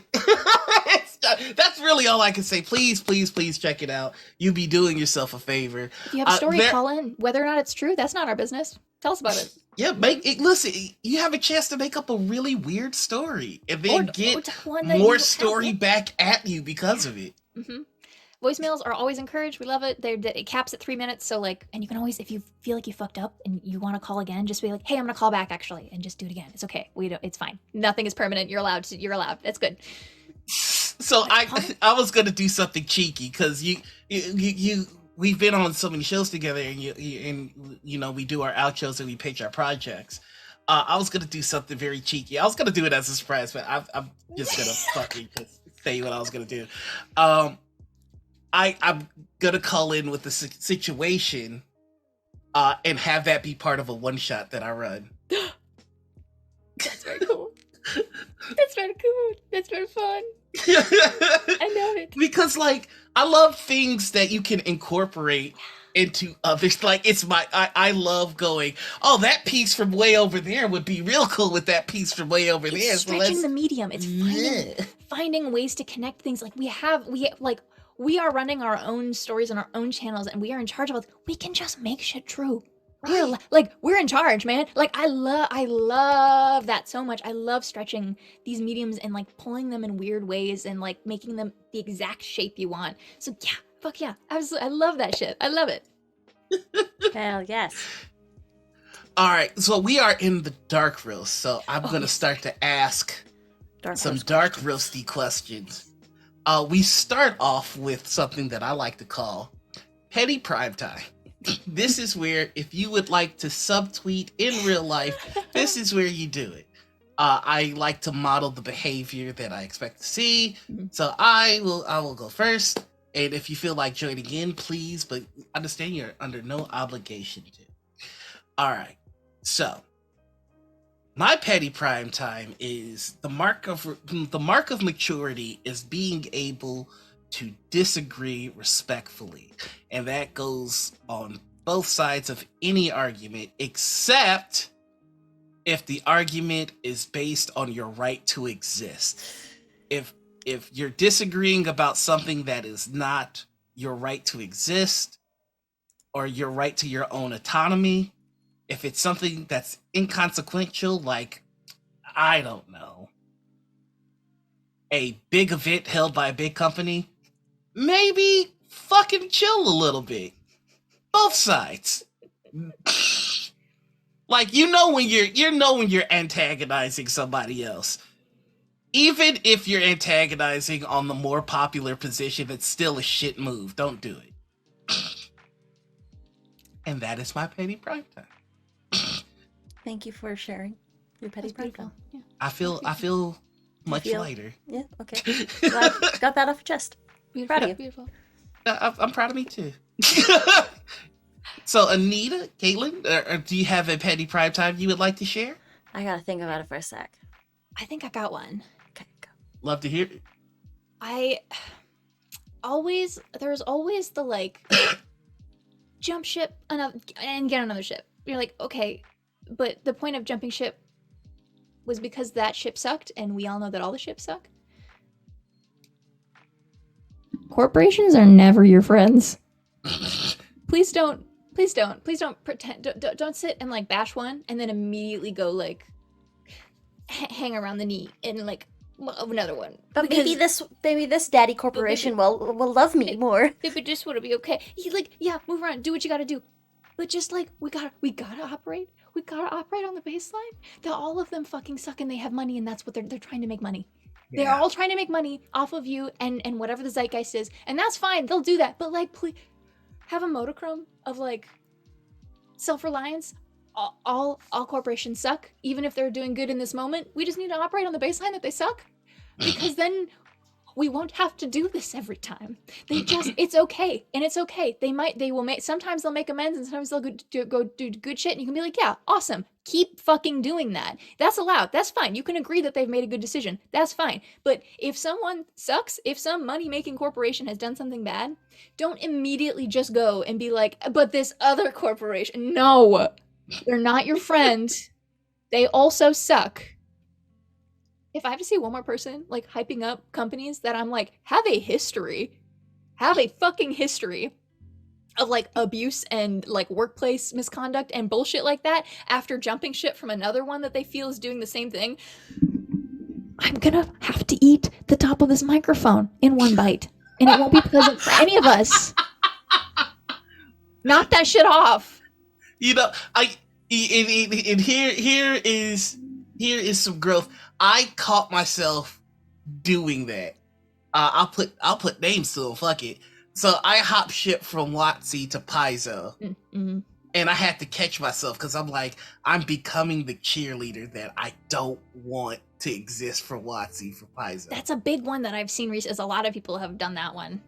So like I've checked myself. Gotta catch I it. still much prefer Pathfinder to Dungeons and Dragons, but I'm not gonna suck the dick of any corporation. You don't need to simp for the corpos. You can enjoy the game without simping for the corpos. That is also Absolutely. sucky. They've done bad shit too. They've done bad shit too. They have. They have. They've been horrible. Please don't simp for corpos. There has been a track record of Paizo not paying their artist fairly. And just And bad workplace. fuck people who fuck artists in Oh my God. particular. Please, yes, God. I have heard so many horror stories from my artist friends. It's heartbreaking because I haven't met an artist that hasn't been a fucking sweetheart. Like, Oh, they're out there. Don't worry. You've just found the good one. I just found the good one. Like, I can't hype up. Oh God, I suck with names. Gremlin enough. Just Yes, we fucking- love Lynn. I just so good. She's so And good. Susanna Grace just mwah, I love I'm gonna get to play in artists. a game with Susie soon. I'm very excited. I can't really say much more than that. I probably shouldn't have said that. Although no one's actually given me an NDA. It doesn't leave this. It won't leave the stream. It's good. Listen, nobody knows. Nobody knows. How would they know? Everybody swear a blood oath right now. That is the morning ritual. Yes. I'm sorry, I'm laughing because I just said something about Susie and I feel like the tweet. Like right as I said that. Anyway, Anita, do you have a petty prime tie?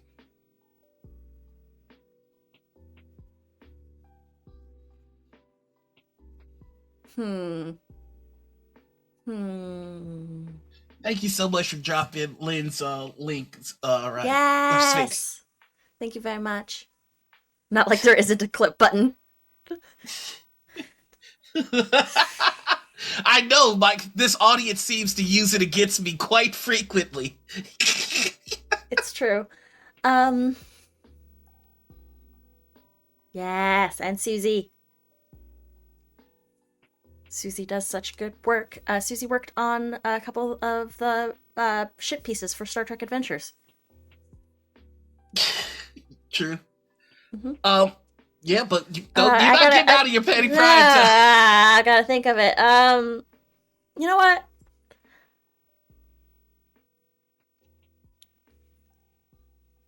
There is. Okay, gotcha. I actually don't have one today. I'm sorry. I can't think of one. No, it's fine. No one's pissed me off this week. It's been pretty good. That's nice. We've got 2 more questions that we're gonna run you through. Oh, 3. Well, rapid fire. The next one is TTRPG confessionals. If you feel like you have a bad habit that you do at the table and you want to atone, this is where you go. Mine for the week will be that I worry that I like going left when the GM wants me to go right more than I should. There's an instance in a game that I had recently where it was a cook-off, and my character knew that he was not gonna win the cook-off, but he was a decker, which pretty much lets you know what game it was. It was Shadowrun, and so when basically the Hell's Kitchen guy, what's his fucking name? Gordon Ramsay? Yeah, when the Gordon Ramsay character came to judge my dish, I cut the lights out and ran. Beautiful. Now, I intended for it to be like a Undertaker kind of thing where the lights go out, he disappears, the lights come back on. But the GM took it where the lights went out and the show was over. So a couple other players didn't get to present their dishes, and I felt real bad about that. So I was just like, damn. So that is my sin. Do you have an atonement for me? I do. Anita and Kaitlin. I do. Okay. Your job is to facilitate a win by one of those players. That was the season finale. Oh shit! Sorry. All right. Well, next time you think that a character needs a good hero moment, you're going to need to facilitate that for them. Will do. That's it. That's your atonement for your sin. For my sin.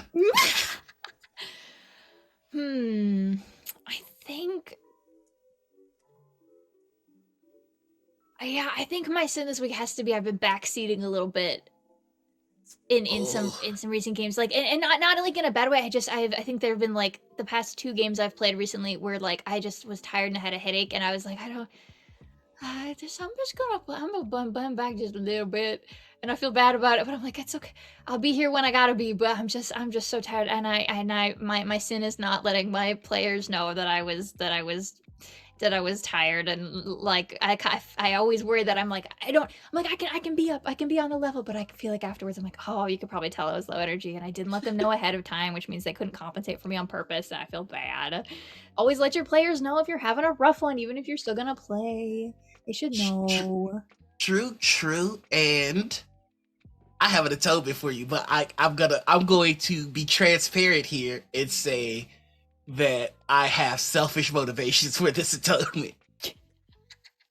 Your atonement is you have to request one more scene than you're comfortable with in your next game. So if it's just like, I want this scene and maybe 3 is too many, you do 3. Make up for your deficit. I tried. I mean, I feel comfortable saying on Monday I had it for Clear Skies. I did have a headache. I felt so bad because I was like, oh, we're back in the main show, and I'm just tired. So I did my best to facilitate, to like give a few footholds for later, because I knew and they that, were beautiful I footholds. knew that end conversation was coming, hopefully at some point. But I was like, it felt like it was going to be this episode. So I was like, I'm tired. I don't need a whole scene. And I don't think I'm going to be excellent in a whole scene. But I was like, okay, I'll do a few, whatever quips just to be like, yeah, I'm here and help maybe a little bit. But then I'm like, I will provide some footholds for some folks to use later. And I think it worked out okay. But I was like, I felt like I probably could have done a little bit more. But I was glad. I was like, I got those in, even though I was tired. My atonement is a little bit different. Mars is to push yourself. Mine is to give yourself a chance to rest. Fair enough. It is okay to rest, and it is okay if you feel like you are very low energy and you need to sit out. Give yourself the grace to sit out if you have to. I support that. And I'm just gonna tack on a little compliment. Even when you're low energy and tired, you are still one of the most supportive players I have ever had the privilege of playing with. Because while you were not directly in the action, you gave us such gold to play with that I said it after the show is over, you are a walking, living, breathing, inciting event. I keep ending up in this position. I'm gonna cause problems and I'm not even gonna be there. It's so great because your character's just like la da da da da, everything's fine, not realizing behind the scenes there is a deep, passionate conversation happening about your character. It's so good. Yes. So facilitator. I just had to throw that out there. Even at your worst, you're one of the best. And that's amazing. No. That's unkillable so God. Never die. Never die. I will never die. Yeah, it's... I feel like I always end up in spots where I'm like, I don't ever want to feel like the main character. I'm sure everybody struggles with that, in games, and I feel like, oh shit, okay, I want to make sure I give everybody space. But I'm like, there are scenes where I end up like, oh my god, in Beacon, there was a point where I was like, oh my god, we're doing so much with Tig's backstory, I feel bad. But Eric was feeding it, so I'm like, it was really good. But there's still fucking more. I hope we get back to that because it gets worse. It gets worse. Listen, I have never missed games the way that I miss Eric's games. I want Beacon back. I want Ember Squad back. I want the away team back. I love it all. It's so good. Listen, if you are a fan of Morning Ritual, we have gushed about Eric before, and it's never gonna stop. He's good. He's real good. He's real good. He's top tier GM. Anyways, I always get worried. I want to make sure, even though this shit, clearly my character is the center of the conversation, but I was I don't need, I don't want to feel and it's about me. That bit can be about me, but I want to make sure I am feeding you shit that makes it as much about you as it is about what you're talking about, because it is I don't need this just to be oh, I'm the center of attention. No, this needs to be about your fucked up shit too. We all got fucked up shit, but I would love to be an instigator for your own personal fucked up shit. Despite the fact that this is the topic of conversation, it is about your shit. And I want, I always get nervous that I'm I don't ever want to feel like I'm doing too much. And with our one shot, I was I'd made that character to give you some gifts to do some stupid shit. But I was shit, I didn't mean to feel main character-y, but I was I did this, I wanted to make sure I'm not gonna let you apologize for the Newton Collective, because that's the coolest fucking Star Trek thing I've ever experienced, and I want a TV show about it. So fun. God, that was such a good game. You're so good at that shit. Oh, he really is. I want you to run. I want to play more games with you. Yeah, I need at least 30 more games with more. I dropped my guitar. Anyway, our next Her next question is not so much a question, but it's a chance for you to share a story with us, which is, if you've been in the TTRPG space long enough, you've probably had the displeasure of playing with a that guy. If you're unfamiliar with a that guy, that is someone that is a veritable black hole of fun at the table. Someone that if they were yeeted into the sun, your experience at the table would increase tenfold. So, Kaitlin, I have to ask you, do you have a that guy story for us? I think I do. So I think I always have to harken back to my first, what I was talking about earlier, one of my first home games. That whole group, sans this one person, are now some of my closest friends from college, and this one person I have not spoken to since. Most of us, almost all of us, our first time playing D&D or any kind of RPG, and so we were all kind of trying to figure out our character stuff, and like kind of you find the balance of like, oh, how to elevate other people's scenes and stuff like that, and like how much fun that is. And this one character was just so, I don't really even understand. I don't even remember most of the problems, but it was like throwing a fit anytime things weren't centered around their character. And like that kind of that guy. And they after multiple, like they kept trying to have their character, like have a crush on my character or whatever. And I was like, this was before I knew I was a lesbian, but I was playing a lesbian because, I mean, I knew I was gay, but I didn't know, I thought I was bi with like mostly, like I was like, oh yeah, I'm 99-1, you know, I like women, whatever, bi, you know, that type of internalized homophobia. Yeah. Oh, hi Sam, welcome in, Raiders. Hi Sam, welcome back. Oh, goodness. Hey. And I kept being like, hey, I don't want this to be a thing. Like my character, I literally decided, I was like, this character's ace era. Like just because I was like, I don't want to deal with this, because nothing was convincing them that I didn't want this character interaction. It was very upsetting, it was very annoying, and we had to feel like we had to comfort them all the time. Of like, there was at one point our DM had a migraine and was like kind of made like a joking, like we kind of, the session, every once in a while sessions evolves into a thing that just, it isn't real. Like we just kind of started goofing, and we're like, and a dragon shows up at the arena and your missing parents are also there, but it's Grimace from McDonald's. Like we were just goofing, like it was just funny. And they suddenly like slammed their book shut and they're like, well, if you guys aren't gonna take this seriously, I'm gonna go. And they walked out. Oh, I've got a that guy name for him. This I am naming the Diva Douche. Yeah, oh my god, it was such a nightmare. We ended up having to kick them from the group. It was such an ordeal for like 3 months trying to like not, oh my god. Anyways, that's my that guy. Fuck that guy. I hope they grew and learned from this. I hope so. I really do. I think the best case scenario for that guy is they no longer become a that guy. And that's gonna bring us to the last segment. Then unfortunately we'll have to let you go, but I will see you again and we will hang out and it will be awesome. So many one of my favorites. So many movies and so much fun. Oh, hell yeah! Like, I don't know if you're into UFC, but I'm gonna try and get you into it. I would like to be if you are interested in it. So I will teach you. Okay. Okay, continue. But our last segment, because sometimes in the Dark Roast we talk about a lot of negative stuff, we like to end on a positive note. So this we call the community spotlight. So this is your chance to give a shout out, to platform someone that makes this space feel like a community, because this is a space, but there are small sects of people in the space that make it a community, and this is where we would like to rain some love down on them. I know we already did it, but can I say Jake again? Absolutely. Listen, I want to say Jake and Q Times. They're doing such good special work over there. Like Jake is, I already gushed, just the most incredible facilitator of community and creativity, and just wants people to be able to tell stories, and that is so beautiful. And I love him so much. Like I literally, Q Times and Jake from the rooftops, I will cry, scream, wail about it, because he's just so good, and he's just so kind talented and supportive and good at shit. Sam says all hours are Jake appreciation hours. True. Hell, facts.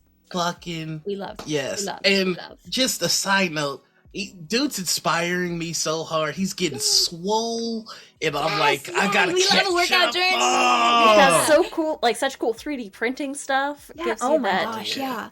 Very much someone with wildly varied skill sets and like is so Yes. willing to share. Like that is so sometimes for some reason that is hard to find. Some people just don't. They're like, oh well, this is my thing, and like it's like an artist won't share what brush they use. I'm like, what?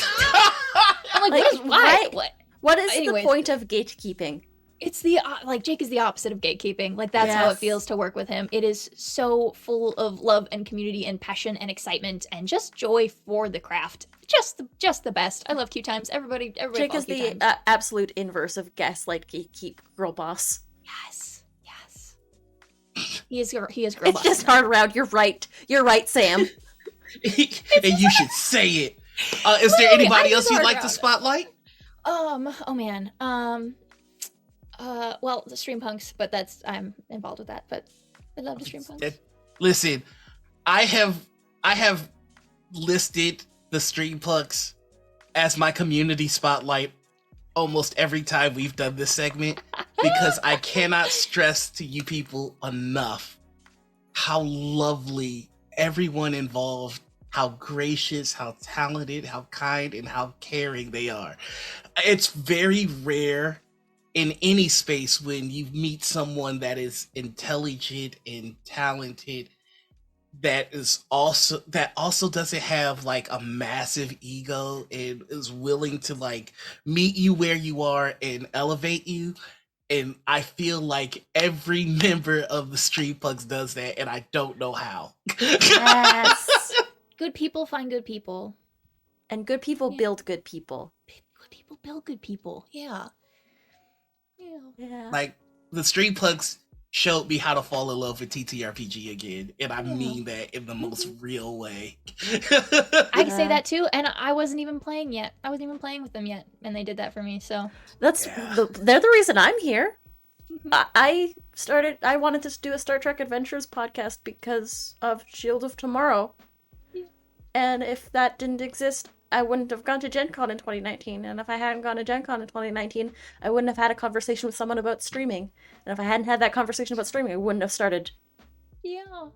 Then I would be single still. Yeah, exactly. I wouldn't be here in Chicago. I'd probably be married and miserable. Yeah, take that, Sam. You go get this love. Anybody else? Anita, you got anybody? Kaitlin, you got anybody else? My spotlight goes to the players of my Star Trek Adventures game. We just did our season premiere last night. And I felt like I was wildly underprepared and I had no idea what I was doing. But to hear Wasa, one of my players, talk about it, honestly, they made it seem like I actually had a halfway coherent plot, which Because made you're my good at heart what you do. so happy. I was not. I don't know what I was doing, but I did the dang thing, and that's the RPGs, important baby. Yeah. Well, part. See, doing the dang thing means that you're one step ahead of someone who hasn't done the dang thing. Exactly. In that case, I'm gonna close this out with just two more names. Two names that are dear to my heart. Sphinx is the definition of a day one. For real. He mods for is one of the most talented actual players I know, and has a voice made of silk, gold, and honey. It's just, you ever hear somebody with a voice so beautiful that you get mad at your own voice? It's just like, what the fuck is this? Why was I born with this? Hey, I need you to know that you have one of my favorite voices on the internet, so you better fucking take that back and be nice to my friend. It's so high and squeaky. It's fucking amazing. You have the most contagious laughs I've ever heard in my life, and it fills me with joy to see you joyful. So fuck you. Take that. This is backfired. Smoke bomb. Stream drops. and the second name is AJ Who's Your Kid, who is one of the most talented actual players and editors, kind, funny, and gorgeous. So just love and AJ has all been the way working around. like double overtime to get clips and a video together for next week, which is going to be our 100th episode. That's so epic. So It's he episode 99. has been single-handedly watching every single episode from 1 to 100 of this show to gather clips for our 100 episode spectacular. Aw. And I am so incredibly happy and grateful, and he deserves all the monies. Every monies. Please give to AJ. Everybody's. Please support your favorite people in the space.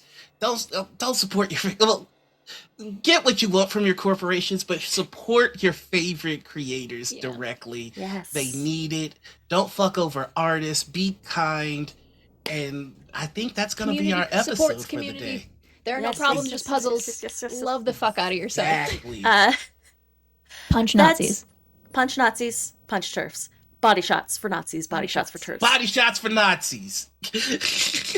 Be kind, rewind, punch Nazis. Right in the liver. Exactly. Right in the liver. That has been our episode, everybody. Thank you so much for joining us. I've been Anita. I've been one of your hosts, and we're gonna get you back. We're gonna bully you back. until you're I back. got so here many again. words. Clearly, it'll All just the keep best going. It'll just keep words, going. the best words in the best ways. I am one of your hosts, Anita. I'm a TTRPG producer, graphic designer, streamer, producer, and cat mom about the space. And I'm gonna allow that in chat.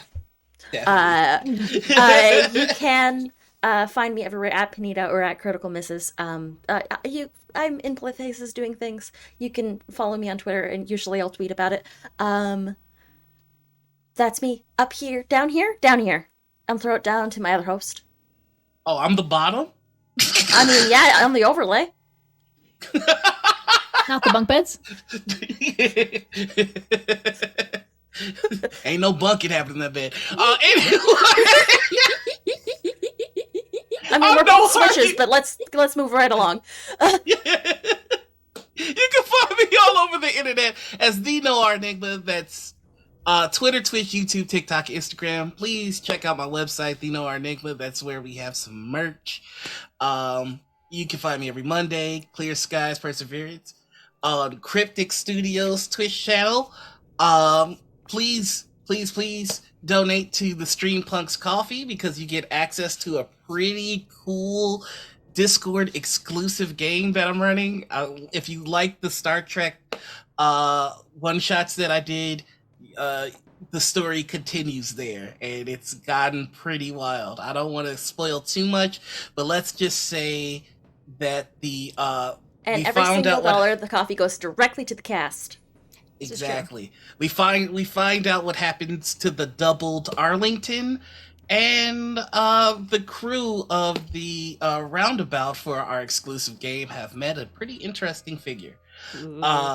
Other than that, keep an eye out because I have a couple of projects coming up, and you may see some familiar faces from previous guests that we've had on. But that's me, Kaitlin. Please take it away. Hi, I'm Kaitlin Bruder, pronoun she, her. You can find me on Twitter at KKAMABR and Bruder Kaitlin pretty much anywhere else. I have games on itch. I have stream with Noir on Mondays at Cryptic Studios. Sunday night is the next episode of The Cases of Costa Vega, our like mystery adventure, which is a game that I wrote the system we're playing, so that's pretty cool. You can check that out. That is also on my itch, available for free. I have a podcast in Places Radio, new episodes 10 minutes or less come out every Friday. And otherwise, I am around online. I made a silly TikTok about getting the plow stuck in the snow this weekend. It was good. It was a good TikTok. It's chaos. Do you ever babysit a farm and get the plow stuck in the snow? No, just me. Okay. You had to save the cat. Put the cat in the car with you. I know. You had to get in with me. It's fine. But yeah, all of my things. I'm around. I post. I'm very, very chatty, very loud. All of my stuff is kind of always on social media. So follow me there, and you'll see all of the things. Thanks so much for having me. Thank you so much for coming, and now you're stuck with us forever. Yes. My evil plan coming to fruition. All right, we're gonna go on a raid. Who's online that we want to send some love to? Do we want to send it to our friends over at Total Park Kiss? Yeah, we can send some love over to Total Party Kiss. For those of you in chat, there is a little bit of a content warning on this show. It does get into a little bit darker subject matter because they are playing some Dungeons and Dragons. I'll say yes, Sam. Yes, absolutely. Isn't this the most fun you've had on an interview show? Morning Ritual is the best. Correct. Heck. Sam only says right things. Thank you so much. Sam says true and honest things. Yes. But yes, we are going to go say hello to our folks over at Total Party Kiss. Thank you all so much for stopping by and hanging out with us. Again, Kaitlin, thank you so much. It's been absolute blast. But until next time, everybody, the ritual has concluded. Bye! Bye!